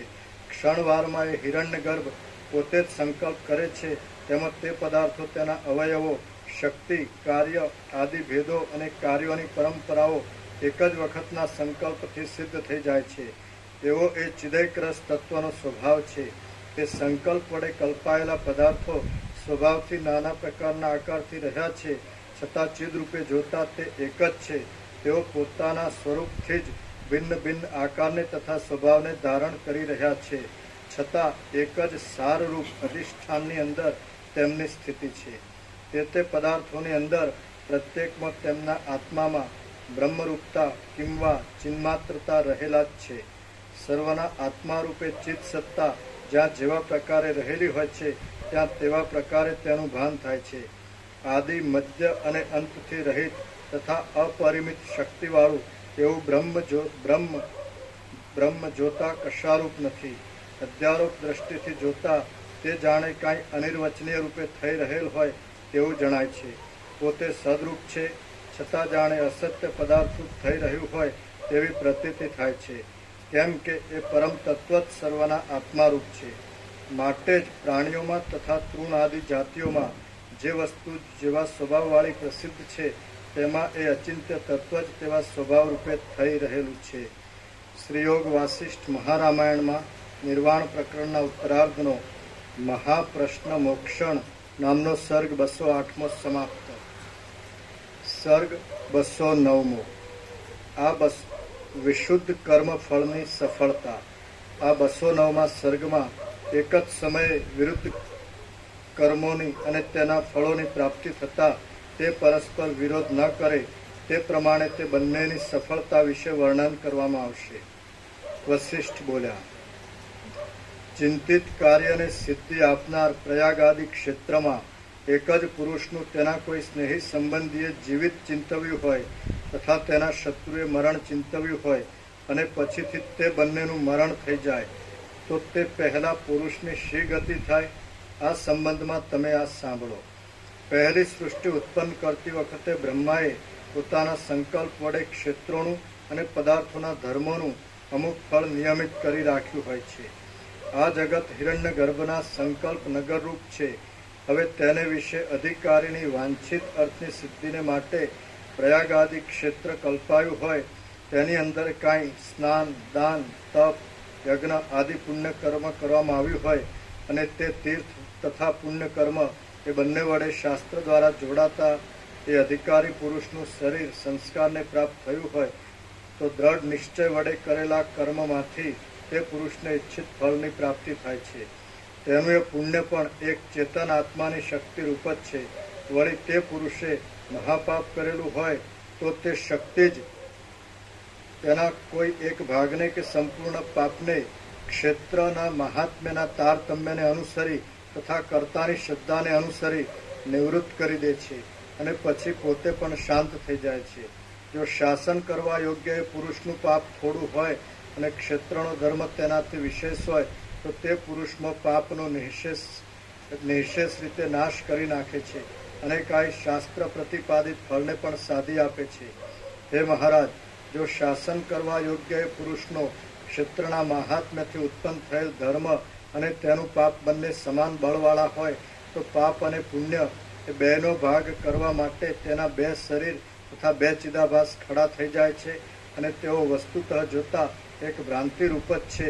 એવી રીતે પાપ પુણ્ય આદિનું જે મોટું ફળ જે પ્રમાણે હિરણ્ય ગર્ભના સંકલ્પથી કલ્પાયેલું છે તે પ્રમાણે જ હંમેશા વ્યવસ્થિત થઈ રહ્યું છે. બ્રહ્મ એ ચિદરૂપ ધાતુ છે અને તે જ હિરણ્ય ગર્ભરૂપ સમષ્ટિ જીવરૂપ છે અને હું આદિ વ્યષ્ટિ જીવરૂપ છે. તે જે સંકલ્પ કરે છે તેની કલ્પનારૂપ જ આ એક જગત છે. જેમ પાપ કર્મ કરનાર પુરુષને વિધાતાના સંકલ્પ અનુસાર જ નરકાદિની પ્રતિભાની પ્રાપ્તિ થાય છે તેમ વિધાતાના સંકલ્પ અનુસાર જ એ શિક્ષાપાત્ર પુરુષના ક્ષેત્ર સંબંધી પુણ્ય વડે તેની પોતાની પ્રતિભા જ સ્વપ્નની પેઠે પુણ્ય ફળના ભોગરૂપે ઉદય પામી પ્રતીતિમાં આવે છે. મરી ગયેલા પુરુષને હું એકલો શરીરથી છૂટો પડી મરી ગયો છું, આ મારા સર્વે બંધુઓ જીવે છે અને રડે છે, હું એકલો જ આ પરલોકને પ્રાપ્ત થયો એવી પ્રતિભા જ ભ્રાંતિનું ભાન ઉદય પામે છે. તે જ પ્રમાણે જેમ સન્નિપાત વડે ક્ષોભ પામેલી વાત પિત્ત આદિ ધાતુવાળા પુરુષને અનેક ભ્રાંતિઓનો ઉદય થાય છે તેમ તેના બંધુઓને પણ તે જ સમયે રોવું, શબને લઈ જવું, સ્મશાન ગમન, દાહ આદિ કર્મ કરવા ઇત્યાદિ પ્રતિભાનો ઉદય થાય છે. પોતાથી અતિ ઉગ્ર પુણ્ય પાપ થઈ ગયા હોય અથવા મહાત્માઓનો અનુગ્રહ કે નિગ્રહ થયો હોય તો ચિદાકાશની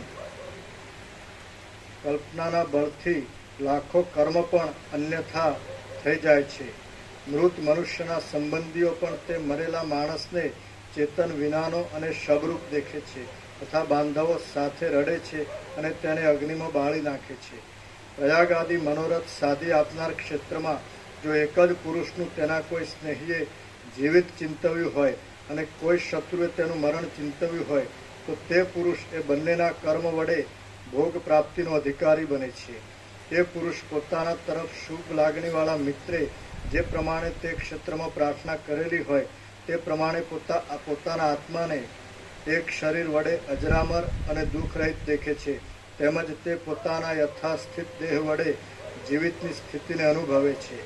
વળી તે ક્ષેત્ર પુણ્ય મહાત્માને જાણનારા શત્રુએ તેના મરણને માટે પ્રેરણા કરી છે, તેથી તે પોતાના સ્નેહી સંબંધીઓને નહીં દેખાતા એવા અદ્રશ્ય દેહ વડે મરણને પણ અનુભવે છે.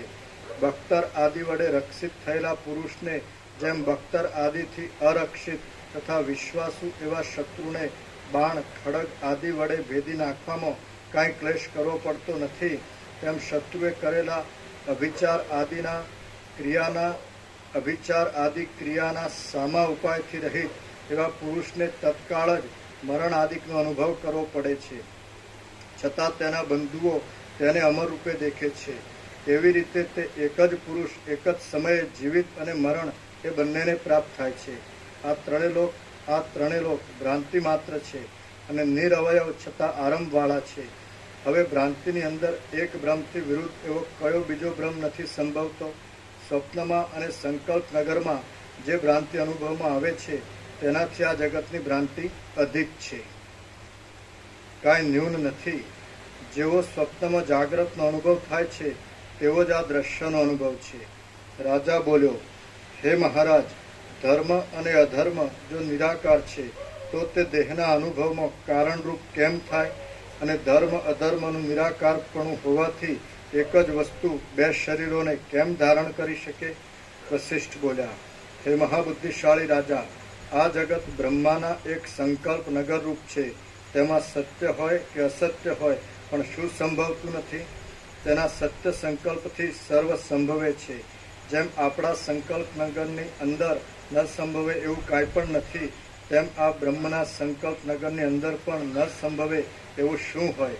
સ્વપ્નમાં અને સંકલ્પ નગરમાં એક જ માણસ લાખો રૂપે ભાસે છે, તેમ જગતમાં એક જ ચૈતન્ય અનેક રૂપે ભાસે છે.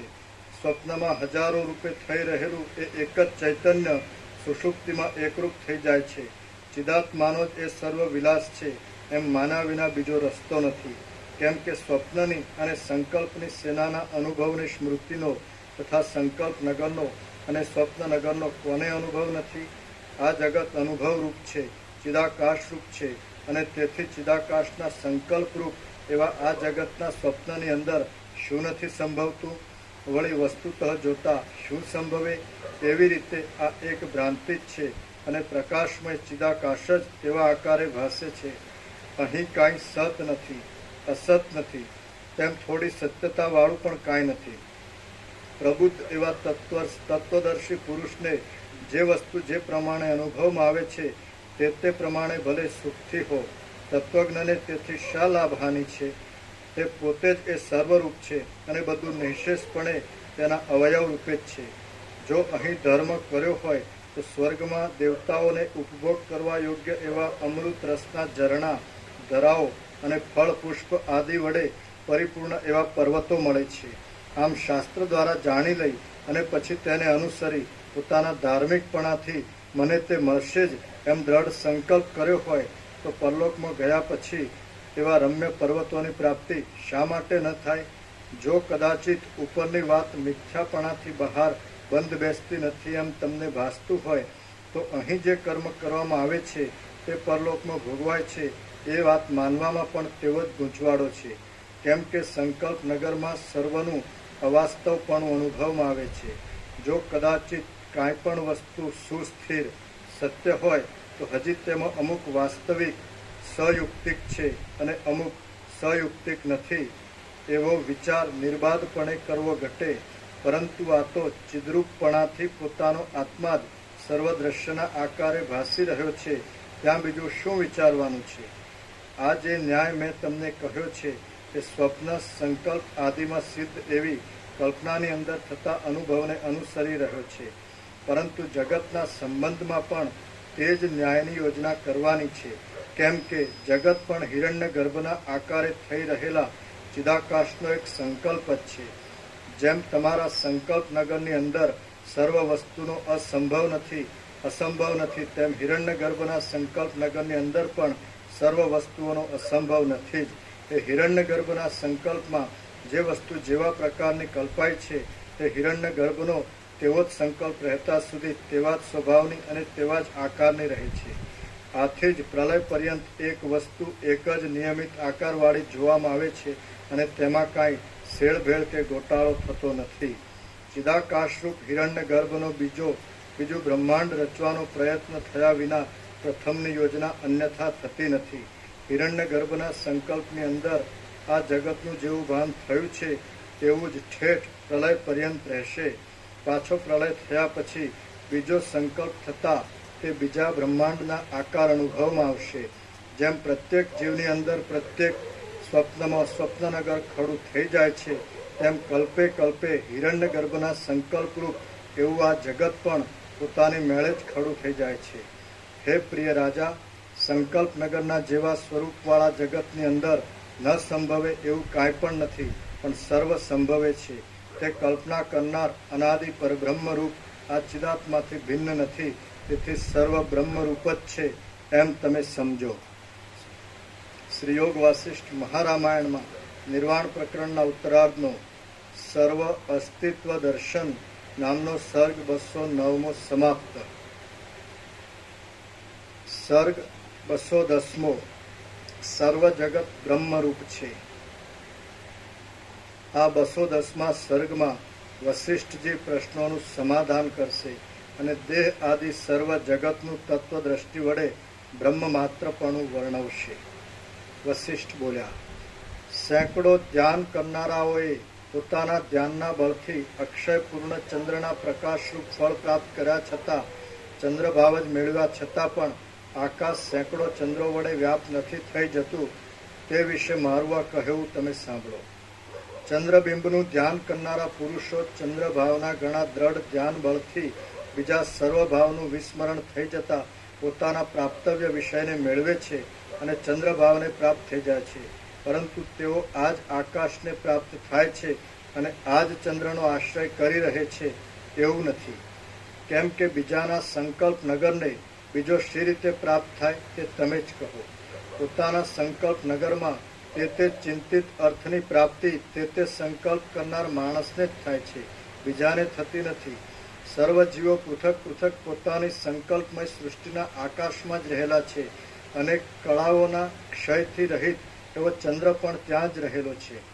હું આ ચંદ્રમાં પ્રવેશ કરું એમ ધ્યાન કરનાર પુરુષ આત્મબુદ્ધિના સુખથી રહિત બની એ જ ચંદ્રની અંદર પ્રવેશ કરે છે. હું ચંદ્રમાં પ્રવેશ કરું અને ચંદ્રબિંબમાં સુખને પણ પ્રાપ્ત થાઉં એવી રીતે ધ્યાન કરનાર પુરુષ ચંદ્રબિંબમાં પ્રવિષ્ટ થઈ તેવા સુખને ભોગવે છે. એ વાત નિશ્ચિત છે. અવિનાશી ચિદાત્મા જ્યાં જેવા પ્રકારે જેવા સ્વભાવનું અનુસંધાન કરે છે તે તેવા જ પ્રકારે જો દ્રઢ નિશ્ચયવાળો હોય તો જરૂર અનુભવે છે. જેમ પોતાનો ચંદ્રભાવ ધ્યાન કરનારાઓને સર્વને પોતાના સંકલ્પના બળથી જુદો જુદો ચંદ્રભાવનો પોતાના ચંદ્રપણાનો અનુભવ થાય છે, તેમજ પોતાની મેળે જ સંકલ્પના બળથી થનારા વનિતાના લાભ વિશે પણ સમજવાનું છે. લાખો ધ્યાન કરનારાઓને એક જ સાધ્વી સ્ત્રી ધ્યાનની અંદર ભાર્યારૂપ થઈ રહે છે એ વિષયમાં પણ તેમનો કલ્પનાનો અનુભવ જ તેવા પ્રકારે થઈ તેમને પ્રતીતિમાં આવે છે અને તે પોતાના અંતઃકરણરૂપ ઉપાધિ વિશિષ્ટ એવા સાક્ષી ચૈતન્યરૂપ અધિષ્ઠાનમાં જ રહેલો છે. ઘરની બહાર નહીં નીકળતો જીવ 7 દ્વીપનો પતિ થઈને રહે છે એ પણ એક તેની કલ્પનાથી ખડું થઈ રહેલું મનોરાજ્ય છે. એ મનોરાજ્ય ચિદાકાશની અંદર કલ્પાયેલા પોતાના ચિત્તાકાશમાં જ રહેલું છે. આ આપણને દેખવામાં આવતું સર્વ જગત સર્વના આદિ અને સ્વભાવથી જ સર્વજ્ઞ એવા હિરણ્ય ગર્ભની એકમાત્ર કલ્પના જ છે અને તે શૂન્ય નિરવયવ શાંત પરબ્રહ્મ રૂપ જ છે. તો પછી ઉપાસકોના સંકલ્પથી કલ્પાયેલા જગતમાં તો સત્યતા કેવી જ હોય. દાન, પારલૌકિક કર્મ અને જપ તપ આદિ નિરવયવ છે અને તેમનું પરલોકની અંદર મૂર્તિમાન ફળ શી રીતે મળે તે સંબંધમાં હું કહું છું તે તમે સાંભળો. ચિદાત્માએ જ આકારની કલ્પના કરી છે. તેથી દાન આદિના સંસ્કારવાળી બુદ્ધિ વડે યુક્ત એવા નિરવયવ જીવો તેના સંકલ્પ બળથી પરલોકમાં સ્વપ્નની પેઠે મૂર્તિમાન જેવા જણાતા ફળને પ્રાપ્ત થાય છે. બાકી વસ્તુતઃ જોતા જન્મ આદિ વિકારથી રહિત ચિદાત્માનો જ એ એક વિવર્ત છે. ભ્રાંતિ જ પદાર્થોનો અનુભવ અને અનુભવનો અભાવ એ બંને રૂપ થઈ રહે છે. તે ભ્રાંતિ વડે ચિન્માત્ર આત્મા ચેષ્ટાવાન તથા નિશ્ચેષ્ટ થાય છે. તે ભ્રાંતિની શાંતિ થાય છે એટલે ચિદાત્મા પોતાના નિર્મળ શાંત સ્વરૂપમાં સ્થિર થઈ રહે છે. અહીં અનુષ્ઠાન કરેલા દાનથી પરલોકની અંદર ચિદાત્માના આભાસ રૂપે રહેલું ફળ પ્રાપ્ત થાય છે. તે તેના સંકલ્પ રૂપ જ છે એમ વિવેકી વિદ્વાનો કહે છે. આ કલ્પનામય સંસારની અંદર દાન કરવાથી અથવા દાન નહીં કરવાથી સ્વાભાવિક એવો સંકલ્પ જ ભોગ ઐશ્વર્ય આદિ દાનના ફળરૂપ છે તથા દારિદ્ર્ય આદિ અદાન નહીં દેવારૂપ છે એમાં કશો વિરોધ નથી અને તે વાસ્તવિક રીતે ચિન્માત્ર જ છે. હે રાજા, આ સર્વે જે પ્રમાણે મેં તે મને પૂછ્યું તે પ્રમાણે મેં તને કહ્યું. આ સર્વ જગત નિરવયવ છે અને ચિન્માત્ર તત્વની જ તે એક કલ્પના જ છે. રાજા બોલ્યો, હે મહારાજ, સૃષ્ટિના આદિકાળમાં દેહ શૂન્ય ચૈતન્ય અને તેની કરેલી દેહ કલ્પના એ બંનેનું ભાન શી રીતે થાય? કેમ કે આધાર વિના આધેયનો પ્રકાશ સંભવતો નથી. ભીત વિના દીવાનો પ્રકાશ શી રીતે થાય? વશિષ્ઠ બોલ્યા, હે મહાબુદ્ધિશાળી, જેમ આકાશમાં શિલાનું નૃત્ય ન હોય તેમ દેહ શબ્દના જે અર્થને તમે સમજો છો તે અર્થ તત્વજ્ઞ પુરુષની દ્રષ્ટિમાં સાવ છે જ નહીં. જે અર્થ બ્રહ્મ શબ્દનો છે તે જ અર્થ બ્રહ્મ શબ્દનો છે તે જ અર્થ તે જ કયા શબ્દનો છે લખ્યું છે પણ ખ્યાલ નથી.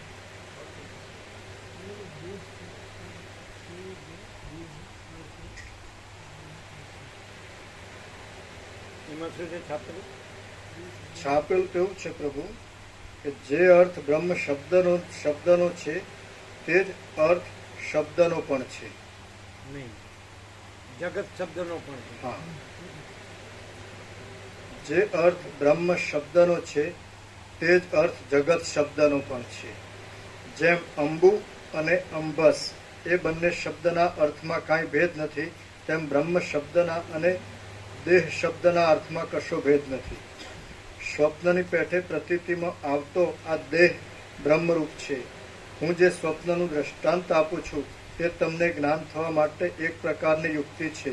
બાકી સ્વપ્નનું પણ સર્વ અંશે સાદૃશ્ય ન સમજવું, પરંતુ સ્વપ્ન એ એક તમારો અનુભૂત વિષય છે, એટલે તેના દ્રષ્ટાંતથી તમને બરાબર જ્ઞાન થાય તે માટે તેમ કહેલું છે. બાકી ચિદાત્મા વડે પ્રકાશથી એવી આ સૃષ્ટિનું સ્વપ્નરૂપી બાધિત અર્થ સાથે સાદૃશ્ય નથી. વસ્તુતઃ જોતા દેહ જ ક્યાં છે અને સ્વપ્નની ભ્રાંતિ પણ ક્યાં છે, પરંતુ પ્રબુદ્ધ પુરુષનું સ્વપ્નના જેવો જ અનુભવમાં આવતો એવો આ બ્રહ્મ સ્વપ્નના દ્રષ્ટાંતથી અવિવેકીને પણ સમજવામાં આવે તેટલા માટે તેમ કહેવામાં આવે છે. તત્વદ્રષ્ટિમાં તો જાગ્રત પણ નથી, સ્વપ્ન પણ નથી, સુષુપ્તિ પણ નથી, તેમ બીજું કાંઈ પણ નથી. પરંતુ આ જે કાંઈ અનિર્વચનીય ભાન થાય છે તે નિર્વિકલ્પ ચિદાકાશ રૂપ છે. તેને તુર્ય પદ વડે ઓળખવામાં આવે છે તથા તેની પ્રાપ્તિમાં સર્વ પુરુષાર્થોની સીમા આવે છે.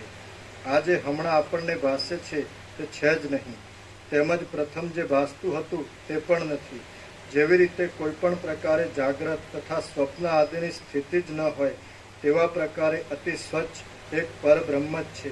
જે કાંઈ આ દ્વૈત અદ્વૈત ભાસે છે તે સર્વ ચક્ષુ આદિ ઇન્દ્રિય દ્વારા એક પ્રદેશમાંથી બીજા પ્રદેશમાં ગતિ કરતા આત્માના વચમાં રહેલા નિર્વિષય સ્વરૂપથી ભિન્ન નથી, પણ તદરૂપ જ છે.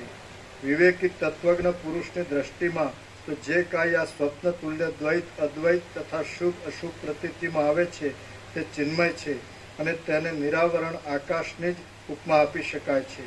શૂન્ય પદાર્થોનો અનુભવ, ભાન અભાન, દ્વૈત, એકતા, સત અને અસત એ સર્વથી પર એવા ચિદાકાશ રૂપ છે. આ જગત પૂર્ણ એવા ચિદાકાશમાંથી પૂર્ણ રૂપે જ પ્રસરે છે અને તે પૂર્ણ રૂપે જ રહેલું છે.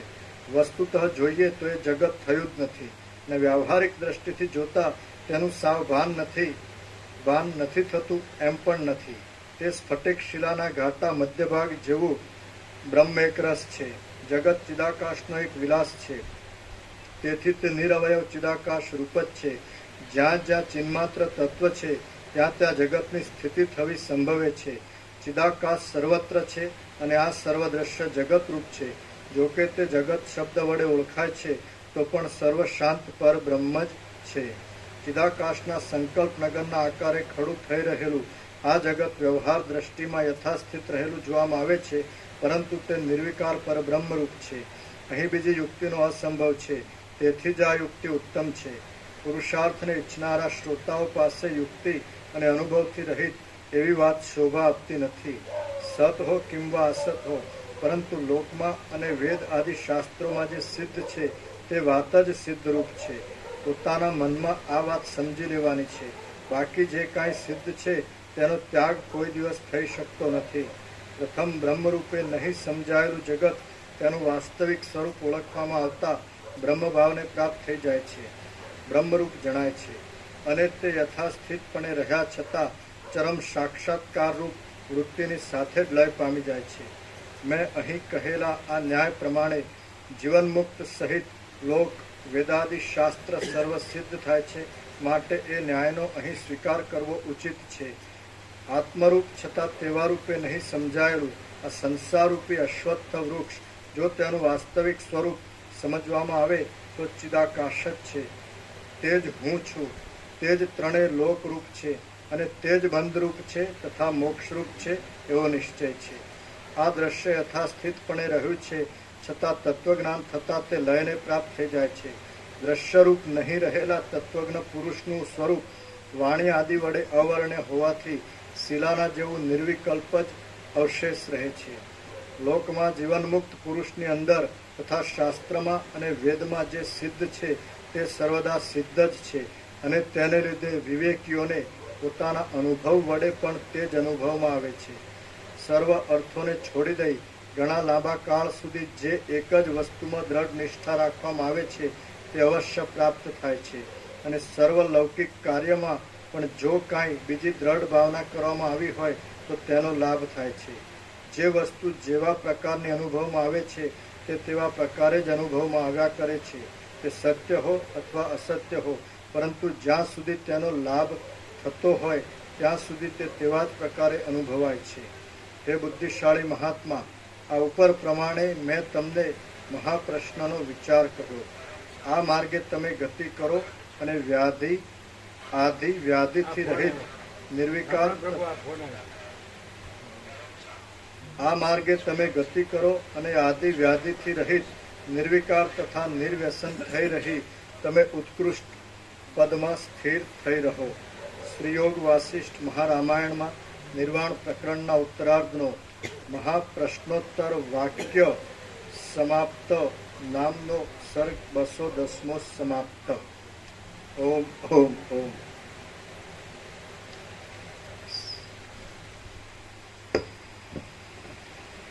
યોગ વશિષ્ઠ 38મો રાઉન્ડ. નિર્વાણ ઉત્તરાર્ધના 216 સર્ગ છે, એમાં 210માં થઈ ગયો એટલે 6 સર્ગ બાકી, એટલે પૂર્ણાહુતિ નજીક છે અને બધાનો સાર પરમાત્મા છે. એટલે કેવળ અનંત ચૈતન્ય પ્રકાશ પરમાત્મા છે, એ જ આ બધા તત્વબોધનો સાર છે. એટલે કેવળ અનંત ચૈતન્ય પ્રકાશ પરમાત્મા જ આ સ્વપ્ન જેવા જગત આકારે ભાસે અને કેવળ અનંત ચેતન પ્રકાશ પરમાત્મા છે અને સ્વપ્ન જેવું આ જગત કાંઈ નથી, પરમાત્મા જ છે. એટલે જ્યાં સુધી સ્વપ્ન જેવા જગત આકારનો ભ્રમ ભાસે છે એટલે ત્યાં સુધી પરમાત્મા આવરણમાં રહે છે. અને જેવું વશિષ્ઠ પ્રકાશથી આ સરળ શ્રવણ અને અખંડપૂર્ણ તત્વબોધ એમાં પૂરેપૂરું લાગેલું રહે એટલે અનુભવાય છે કે કેવળ અનંત ચૈતન્ય પ્રકાશ પરમાત્મા છે અને સ્વપ્નના ભ્રમ જેવો આ જગતનો આભાસ કાંઈ નથી. આપણો 38મો રાઉન્ડ પૂરો થાય છે અને 39મા રાઉન્ડમાં પ્રવેશ કરીશું. સવારે આપણે વાત કરી કે 39મા રાઉન્ડનું નામ પરમ ચિદાકાશ, પરમ જ્યોતિ, અખંડ જ્યોતિ. અને આ જે કંઈ છે પ્રકાશ એ પરમ ચિદાકાશ, પરમ જ્યોતિ, અખંડ જ્યોતિ વાચ એ જ પ્રકાશ છે. અને પ્રકાશ પોતામાં પ્રકાશ જ છે, અનંત પ્રકાશ, અનંત આનંદ, અનંત શાંતિ. અને એમાં આ સ્વપ્ન જેવું આજે જગતનો ભ્રમ છે કાંઈ જ નથી. પણ જે પૂરેપૂરો લાગેલો રહે છે તો પછી એને અનુભવાય છે.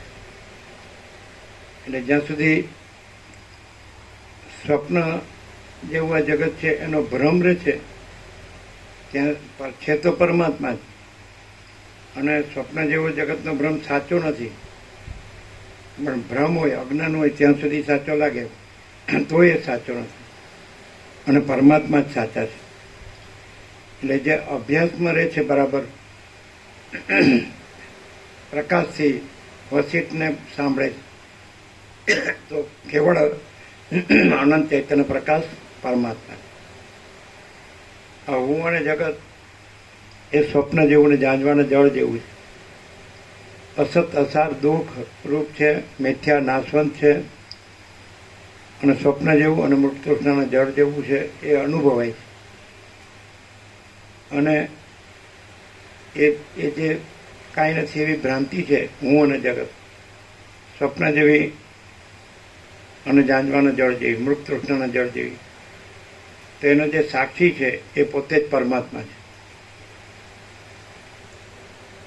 આ જે હું અને જગત એવી સ્વપ્ન જેવી અને જાંજવાના જળ જેવી એટલે જીવ જગત દ્રષ્ટાદ્રશ્યની જે ભ્રાંતિ છે, જે કાંઈ નથી, એને જાણનાર જે સાક્ષી છે એ જ પરમાત્મા છે.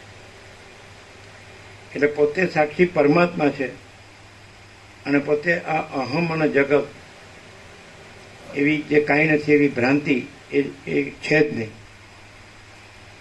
એટલે શ્રવણ કરતા કરતા પોતે સ્વયં પ્રકાશ છે અને પરમાત્મા છે, શુદ્ધ ચૈતન્ય છે, અને એમાં હું આ છું અને આ જગત છે એટલે દ્રષ્ટા થશે એવી ભ્રાંતિ છે જ નહીં.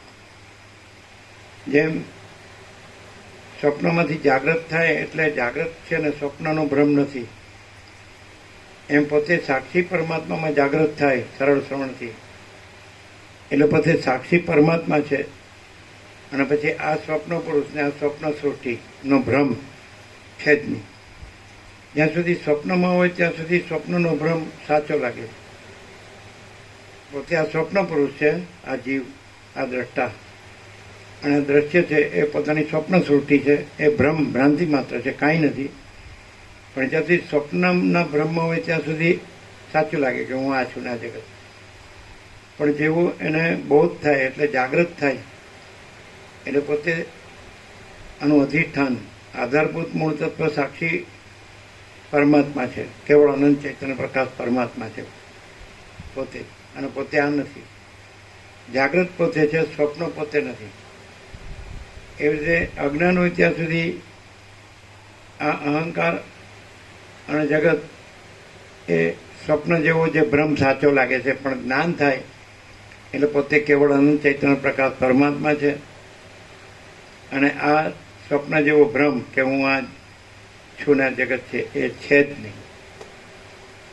એટલે આ કેવળ જ્ઞાન છે, અને કેવળ જ્ઞાનના અભ્યાસથી જ માણસ પોતાને કેવળ ચૈતન્ય પરમાત્મા અનુભવે છે. અને એ પરમાત્મા પરમ સત્ય, પરમ ચૈતન્ય, પરમ પ્રકાશ, પરમ આનંદ, પરમ પ્રેમ, પરમ શાંતિ, પરમ અમૃતત્વ, પરમ તૃપ્તિ, પરમ સંતોષ, પરમ સમાધાન, પરમ કલ્યાણ અનુભવે છે. પોતે જ કેવળ અનંત ચૈતન્ય પ્રકાશ પરમાત્મા છે, અજર અમર છે, અખંડ અવિનાશી છે. સ્વપ્નનો ભ્રમ છે એ જન્મ વિકાર નાશવાળો છે, અને પોતે જે સાક્ષી પરમાત્મા છે એ અજર અમર છે, અને નિરંજન, નિરાકાર, નિર્વિકાર છે, અખંડ અવિનાશી છે. એટલે એવી રીતે ઓળખાય. પોતે પરમાત્મા છે કેવી રીતે ઓળખાય કે પોતામાં જન્મનો ભ્રમ નથી, માટે મૃત્યુનો ભ્રમ પણ નથી. જ્યારે આ જીવ જગત છે, દ્રષ્ટાદ્રશ્ય છે, અહંકાર અને જગત, તો એ જન્મનો ભ્રમ છે, એની સાથે જ મૃત્યુનો ભ્રમ પણ છે, અને એમાં સુખ દુઃખનો ભ્રમ છે. જ્યારે પરમાત્મા જે પોતે છે એમાં જન્મનો ભ્રમ નથી, મૃત્યુનો ભ્રમ નથી, સુખ દુઃખનો ભ્રમ પણ નથી. એટલે આ ડિફરન્સ ખબર પડે છે, જ્ઞાનથી ખબર પડે છે. જ્ઞાન જાણે છે કે પોતે પરમાત્મા છે, અને જ્ઞાન જાણે છે કે પોતામાં અજ્ઞાન નથી. એટલે કે પોતે કેવળ અનંત ચૈતન્ય પ્રકાશ પરમાત્મા છે, અને પોતામાં જન્મનો ભ્રમ નથી, એટલે મૃત્યુનો ભ્રમ પણ નથી. જ્યારે પોતે જે આ જીવ જગતને જાણે છે એમાં જન્મ અને મૃત્યુનો ભ્રમ છે, અને પોતે પોતાને જાણે છે એમાં જન્મ અને મૃત્યુનો ભ્રમ નથી. જ્ઞાન પોતાને જાણે છે એટલે પોતે કેવળ અનંત ચૈતન્ય પ્રકાશ પરમાત્મા છે, અને જ્ઞાન પોતાને જાણે એટલે એમાં અજ્ઞાન નથી, અને અજ્ઞાનનો આ જન્મ મરણનો ભ્રમ પણ નથી, જીવ જગતનો, દ્રષ્ટાદ્રશ્યનો. કારણ કે જ્યારે પોતે સાક્ષી પરમાત્મા રહ્યો છે, અને જ્યારે આનો જન્મનો ભ્રમ થયો નથી ત્યારે પણ પોતે પરમાત્મા છે. પછી આનો જન્મનો ભ્રમ ભાસે છે, તો એ જ વખતે વસિષ્ઠ કે જે જન્મથી જ મનુષ્ય આત્મજ્ઞાન પ્રાપ્ત કરી લેવું જોઈએ, તો એ જ વખતે પોતે જાણી લે કે પોતે સાક્ષી પરમાત્મા છે, અને આ જન્મનો ભ્રમ પોતામાં સંભવતો જ નથી. પરમાત્મા છે એમાં જન્મનો ભ્રમ નથી, એ અનાદિ સિદ્ધ સત છે, આદિ મધ્યાંત રહિત છે, જન્મ મૃત્યુ રહિત છે, અજર અમર. તો પોતાને જાણી લે કે પોતે અજર અમર પરમાત્મા છે, સાક્ષી છે, ચૈતન્ય છે, શુદ્ધ સ્વયં પ્રકાશ છે, અને પોતે જાણનાર છે. કોઈ દિવસ સ્વપ્નનો ભ્રમ છે એ જાણતો નથી, અને જે સ્વયં સાક્ષી પરમાત્મા છે એ કેવળ જ્ઞાન સ્વરૂપ છે, અને આ જે આભાસ છે સ્વપ્ન જેવો અને ઝાંઝવાના જળ જેવો, એમાં જ્ઞાન નથી, એ મિથ્યા છે અને આભાસ છે અને કાંઈ નથી એવી ભ્રાંતિ જ છે. તો સીધો જ જન્મથી એ કેવળ જ્ઞાન પ્રાપ્ત કરી લે કે પોતે કેવળ ચૈતન્ય પ્રકાશ પરમાત્મા છે અને આ જન્મનો ભ્રમ થયો જ નથી. જેવી રીતે જાગ્રત છે ત્યાં સ્વપ્નનો ભ્રમ થાય ને તરત જ જાગ્રત થઈ જાય કે પોતે જાગ્રત છે ને સ્વપ્નનો ભ્રમ થયો જ નથી. એવી રીતે પોતે કેવળ અનંત ચૈતન્ય પ્રકાશ પરમાત્મા છે. જેવો જન્મનો ભ્રમ થાય ને જાગ્રત થઈ જાય તો પોતે કેવળ અનંત ચૈતન્ય પ્રકાશ પરમાત્મા છે અને આ જન્મનો ભ્રમ થયો જ નથી. આ સ્વપ્ન જેવો અને મૃત તૃષ્ણાના જળ જેવો, મિથ્યાને નાશવંત અને અસત અસારણ દુઃખ. અપોન આવ્યો તમારો ક્લિયર થાય.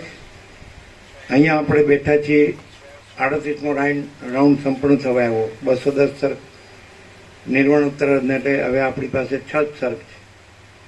આમ તો પ્રકાશ સંપૂર્ણ થઈ ગયો છે, વસીટે રામને કરી દીધો છે. એ સવાર સુધીમાં બધું આવી ગયું છે અને એ જ વસ્તુ છે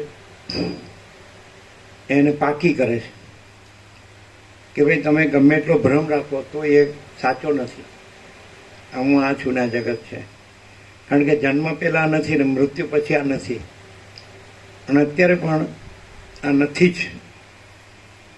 એ ખબર પડે છે કે એની કોઈ સત્યતા નથી, એની કોઈ ચૈતન્યતા નથી, એમાં કોઈ આનંદ નથી, એમાં કોઈ શાંતિ નથી, એમાં કોઈ પૂર્ણતા નથી, એમાં કોઈ સમતા નથી, એમાં કોઈ તૃપ્તિ નથી, એમાં કોઈ સંતોષ નથી, એમાં કોઈ સમાધાન નથી, એમાં કોઈ કલ્યાણ નથી, એમાં કોઈ પ્રેમ નથી, એમાં કોઈ શાંતિ નથી, કોઈ અમૃતત્વ નથી.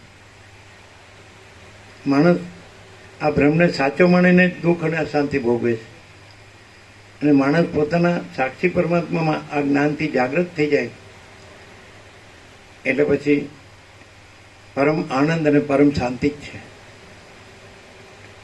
પોતે જ સાક્ષી પરમાત્મા અનંત પ્રકાશ, અનંત આનંદ, અનંત શાંતિ છે. પોતે જ સાક્ષી પરમાત્મા પરમ ચિદાકાશ, પરમ જ્યોતિ, અખંડ જ્યોતિ છે. પોતે જ સાક્ષી પરમાત્મા મહાચિદાકાશ, સ્વયં પ્રકાશ, સંપૂર્ણ પ્રકાશ છે. પોતે જ સાક્ષી પરમાત્મા જેમાં આ સાક્ષ્યનો ભ્રમ, આ દ્રષ્ટાદ્રશ્યનો ભ્રમ છે જ નહીં, થયો જ નથી. ભ્રમ થયો નથી, છે નહીં, થશે નહીં ને થતો નથી. અને પોતે સાક્ષી પરમાત્મા, પોતે સાક્ષી પરમાત્મા જ પૂર્ણ બ્રહ્મ, અનંત તેજઘન, અનંત ચિદઘન છે. પોતે સાક્ષી પરમાત્મા જ પરમાકાશ, કેવલ અનંત શુદ્ધ તેજઘન છે. પોતે સાક્ષી પરમાત્મા જ પરમાકાશ, અખિલ આત્મા, પૂર્ણ બ્રહ્મ પરમાત્મા જે છે. પોતે આ નથી. સીધો પોતાને સાક્ષી પરમાત્મા જાણે આ જ્ઞાનથી તો એમાં જન્મનો ભ્રમ સંભવતો જ નથી. માટે આ જન્મ થયો જ નથી, ભ્રમ જ છે. કઈ જાગ્રતમાં સ્વપ્નનો ભ્રમ થતો જ નથી. સ્વપ્નનો ભ્રમ ભાસે તો એ છે નહીં, થયો નથી, ભ્રમ જ છે, મિથ્યા છે. અને પોતે સાક્ષી જાગ્રત છે એ સત્ય છે. એટલે આ જે સ્વપ્ન જેવો જે જન્મનો ભ્રમ છે એ પોતે સાક્ષી પરમાત્મા છે તો અનાદિ છે તો સત છે.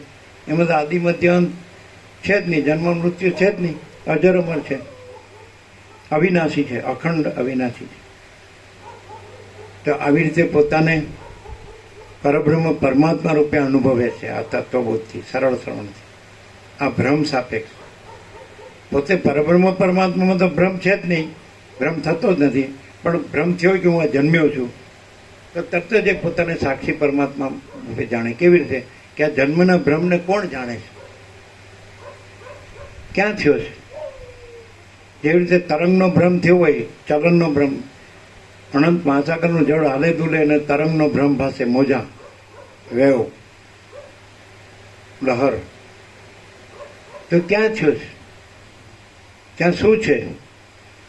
આ ચલન અને તરંગનો ભ્રમ ક્યાં છે? તો કે જળ છે, અનંત મહાસાગર છે. તો એવી રીતે આ ચલનનો ભ્રમ અને આ દ્રષ્ટાદ્રશ્ય જીવ જગતનો ભ્રમ ક્યાં થયો છે? કોના વડે જણાય છે? અધિષ્ઠાન ચૈતન્ય વગર તો બ્રહ્મ પણ જણાતો નથી. બ્રહ્મ જણાય છે માટે અધિષ્ઠાન ચૈતન્ય છે. પોતે બે નથી, અધિષ્ઠાન ચૈતન્ય અને એમાં જે કાંઈ નથી એવો ભ્રમ થયો છે, સ્પંદ બ્રહ્મ, ચલન બ્રહ્મ અને આ અહમ અને જગત બ્રહ્મ. તો એ જણાય છે એ જ જ્ઞાન છે. અને જ્ઞાન છે એટલે જળ, મહાસાગર એટલે ચૈતન્ય, મહાચિદાકાશ. તો એમાં ચલનનો બ્રહ્મ નથી અને તરંગ, લહર, આ અહમ અને જગતનો ભ્રમ નથી. ભ્રમથી આપણે જોઈએ તો પણ ખબર પડે છે કે ભ્રમ જણાય છે. તો ચૈતન્ય પ્રકાશ વગર કાંઈ જણાતું નથી, જ્ઞાન વગર કાંઈ, અનુભવ વગર કાંઈ જણાતું નથી. તો એ જ્ઞાન છે, એ અનુભવ છે, એ ચૈતન્ય પ્રકાશ છે, એ જ પરમ ચિદાકાશ છે, પરમ જ્યોતિ, અખંડ જ્યોતિ, એ જ મહાચિદાકાશ, સ્વયં પ્રકાશ, સંપૂર્ણ પ્રકાશ. આ ભ્રમ જણાય છે, કોનાથી જણાય? ક્યાં થયો છે? ચલન અને તરંગનો ભ્રમ કોનાથી જણાય? ક્યાં થયો છે? તો જળથી જણાય છે, જળ છે ત્યાં થયો છે. મહાસાગરથી જણાય છે, મહાસાગર છે ત્યાં થયો છે. તો આ અહમ અને જગતનો ભ્રમ કોનાથી જણાય છે? ક્યાં થયો છે? તો કેવળ અનંત ચૈતન્ય પ્રકાશ પરમાત્મા છે, એનાથી જણાય છે અને ત્યાં થયો છે. પણ એનામાં તો નથી. આપણે જળ હાથમાં લઈએ તો ચલનનો ભ્રમ ન જળે અને તરંગનો ભ્રમ એ ન જળે. એમ આપણે કેવળ અનંત ચૈતન્ય પ્રકાશ પરમાત્મા છે, મહાસાગર, જળ, ચૈતન્ય જળ, પ્રકાશ, જ્ઞાન, અનુભવ, બોધ. તો એની અંદર જોઈએ તો ચલનનો ભ્રમ નથી અને અહમ અને જગતનો ભ્રમ પણ નથી, જન્મનો ભ્રમ નથી, મૃત્યુનો ભ્રમ નથી. ખબર પડે જ. ભ્રમને તપાસીએ કે ભ્રમ કોનાથી જણાય છે, ભ્રમ ક્યાં થયો છે. આ અહંકાર અને જગતનો ભ્રમ કોનાથી જણાય છે, ક્યાં થયો છે? તો જણાવવા માટે તો પ્રકાશ જોઈએ. એ પ્રકાશ જ કેવળ અનંત ચૈતન્ય પ્રકાશ પરમાત્મા છે. તો આપણે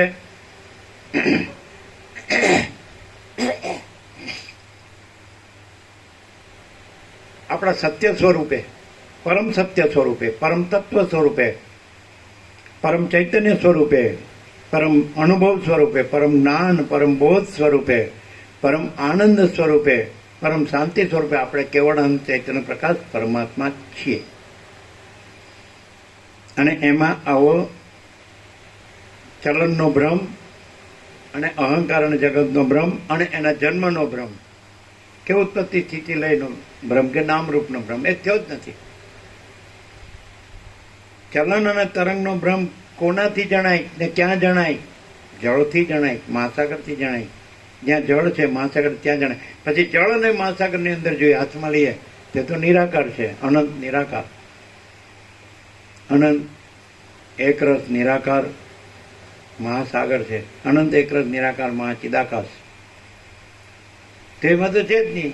હાથમાં લઈએ તો ચલન એ નથી ને તરંગ એ નથી. એમ અંદર અત્યંત સૂક્ષ્મ સંપૂર્ણ શુદ્ધ અવલોકન જ્ઞાન, અત્યંત સૂક્ષ્મ સંપૂર્ણ શુદ્ધ અવલોકન જ્ઞાન એટલે કેવળ અનંત ચૈતન્ય પ્રકાશ પરમાત્મા. તો એની અંદર પછી ચલનનો ભ્રમ એટલે અજ્ઞાન અને તરંગ એટલે લહર, જે એનો ભ્રમ એટલે અહંકાર ને જગત છે જ નહીં. જળમાં ચલન ક્યાં છે? હાથમાં લ્યો, નિરાકાર. એમાં તરંગ ક્યાં છે જ નહીં. એના નામરૂપ ઉત્પત્તિ સુધી લઈ છે જ નહીં. તો એવી રીતે અનંત એકરસ નિરાકાર મહાચિદાકાશ. તો એનાથી જો ચલનનો અને અહંકાર જગતનો ભ્રમ જણાતો હોય, ચલન એટલે અવિદ્યા કે માયા, ભ્રાંતિ, કાંઈ નથી એવી ભ્રાંતિ, ચંચળતા ભ્રાંતિ. તો એની અંદર જે અનંત એકરસ નિરાકાર મહાચિદાકાશ, તો એની અંદર કોઈ ચંચળતા ભ્રાંતિ એટલે અવિદ્યા, અજ્ઞાન, માયા છે જ નહીં.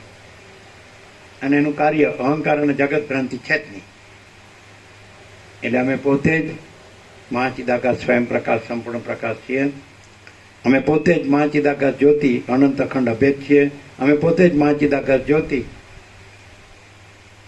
મહાતત્વ, મહાસામાન્ય છીએ. અમે પોતે જ મહાચિદાકાશ સ્વસંવેદ્ય, સહજ નિર્વિકલ્પ છીએ. અમે પોતે જ મહાચિદાકાશ પરમ કૈવલ્ય, પરમ શાંતિ છીએ. ભ્રમ છે જ નહીં. હવે પ્રસાદ આપી દે. સવારે 211 સરળ રહેશે.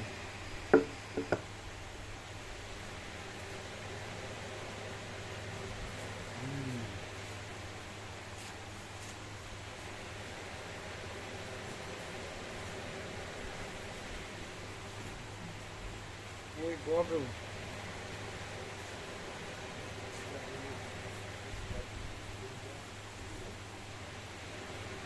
આપણે ચોખ્ખો ગ્લાસ છે ને એ લાવો અને આ કુલરનું ઠંડુ પાણી ભરી જાય પણ ચોખ્ખો જો વાસ ન હોતી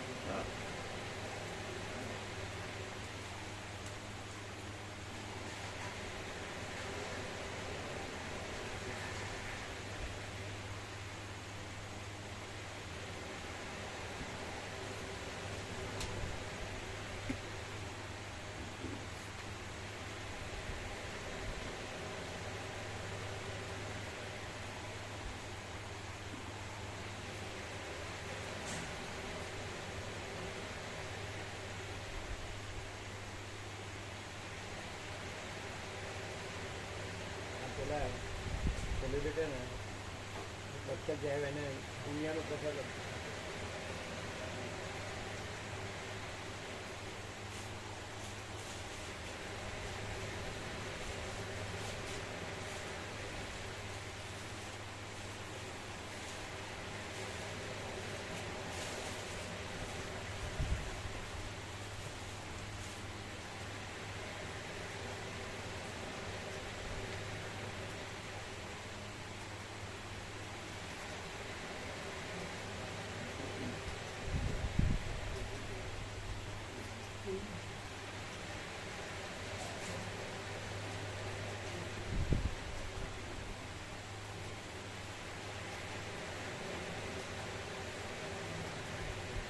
જો આમાં 8:45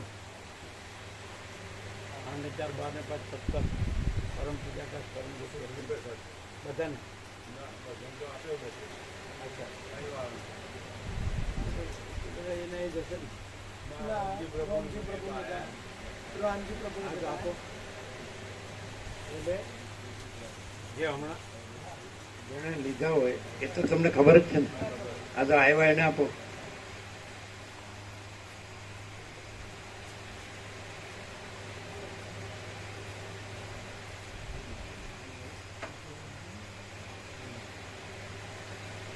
ખાલી એક જ જણને આપણો ઉમિયાનો પ્રસાદ પાછળ એક જ જણને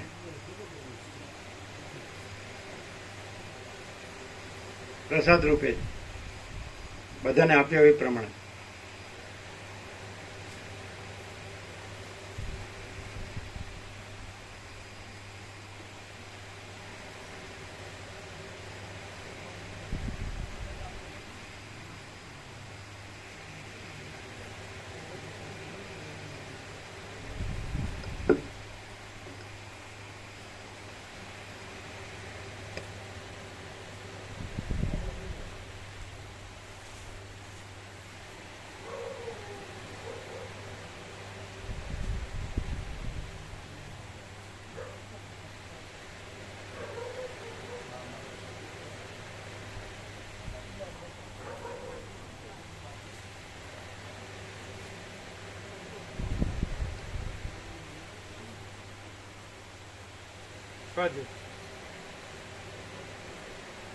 જોઈએ તો ખરા ચોખ્ખો છે કે નહીં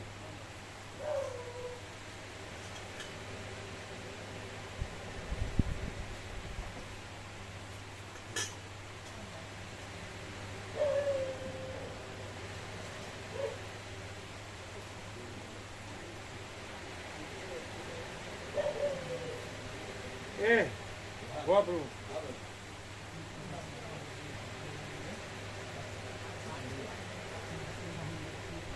થોડું પેલા ભરી અને કાઢ નાખે થોડું ભરીને કાઢ નાખે એક બે વાર થોડી બી વાસ આવે જતી ખ્યાલ આવે અંગોળીને એક બે વાર કાઢી નાખે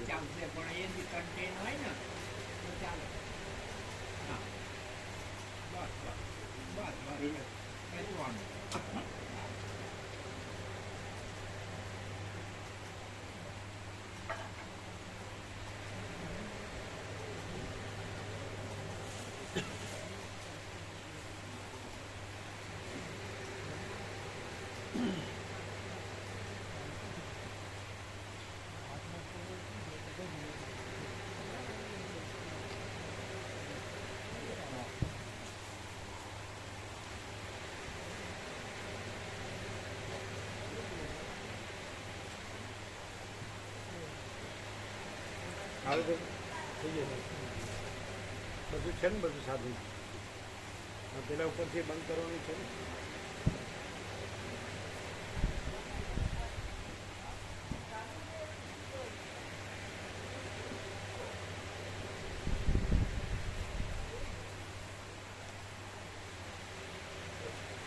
ક્લિયર છે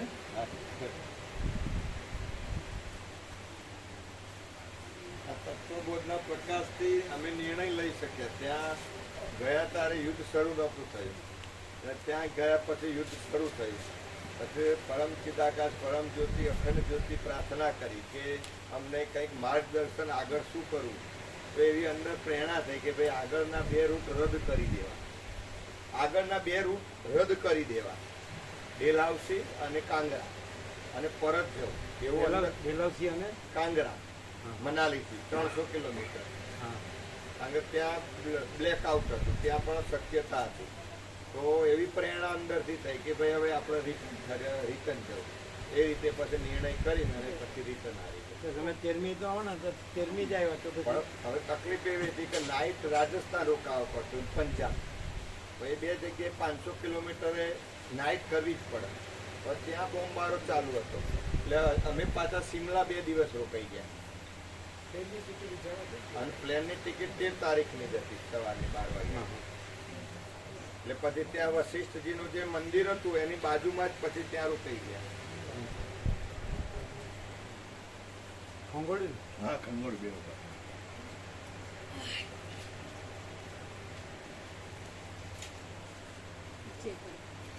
એટલે ટૂર જેવું થયું નહીં એમ ના, ટૂર જેવું ના થયું ને ના, ટૂર થયો પ્રભુ, આનંદ આનંદ થયો. પણ એમ કે આગળ અમે ઈચ્છા નથી અંદર જવાની. અને અહીંયા પરમ શાંતિ છે જો એ અંદરથી એમ થતું ત્યારે હવે આપણે વશિષ્ઠ પ્રકાશ ભગવાન ભેગા થઈ જઈએ. હવે જુવા પ્રભુને ફોન કરી તો અંદરથી તમે એમ થયું કે અમે ત્યાં ખોટા ગયા, અહીં પરમ શાંતિમાં રહેવાનું.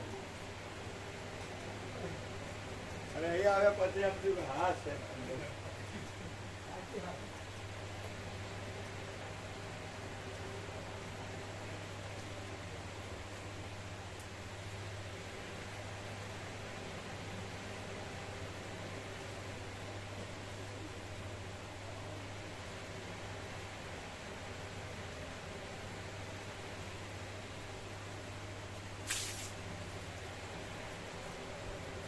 સાફ કરીને મૂકજો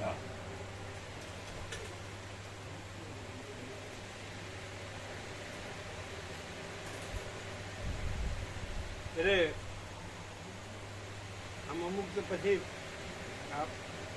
આજે વાતાવરણ લીધે બધા આમ પછી ઈચ્છા ન રહે ને, બધું ફરવાની ઈચ્છા ન રહે. બધે ખરું થઈ ગયું એટલે હા, પછી તો બધાનો આખું મૂડ ઉતરી ગયો. તો બધું ચાલુ થયું ને પછી અંદર એમ થયું કે આપણે ત્યાં પ્રકાશ ભવનમાં રહ્યા હોય સારું હતું, એમ ખોટા આવી ગયા. પછી પ્રેરણા સુજાડી કે હવે આગળ જવું નથી, ગમે તે થાય આપણે પાછા વળીએ.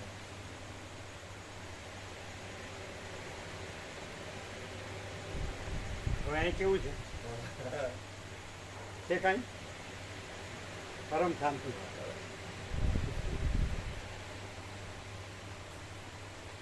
બધાને ભોજન પ્રસાદ બાકી છે ને ફૂલ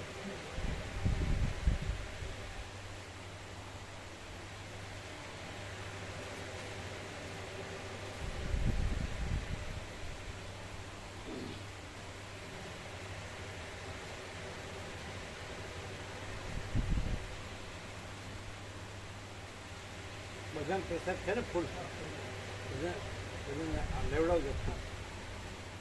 બપોરે ફૂલ લેવડાવો. અહીં કેવું લાગે? નિર્ભય નિશ્ચિત.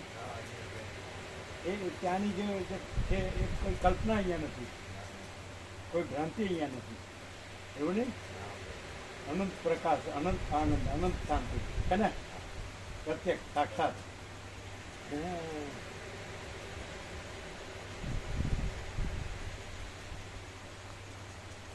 ત્યાં વાતાવરણ કરું પણ અંદરની શાંતિ નહીં પ્રભુ. વાતાવરણ કરું પણ અંદરની શાંતિ નહીં. અંદર ઊંઘ નો આવે. અને અહીંયા અહીંયા તો આમ અહીંયા એન્ટર થઈએ ને એવું જ આમ કેવળ શાંતિ શાંતિ અનુભવ થાય નિર્ભય કોઈ ભય ના રહે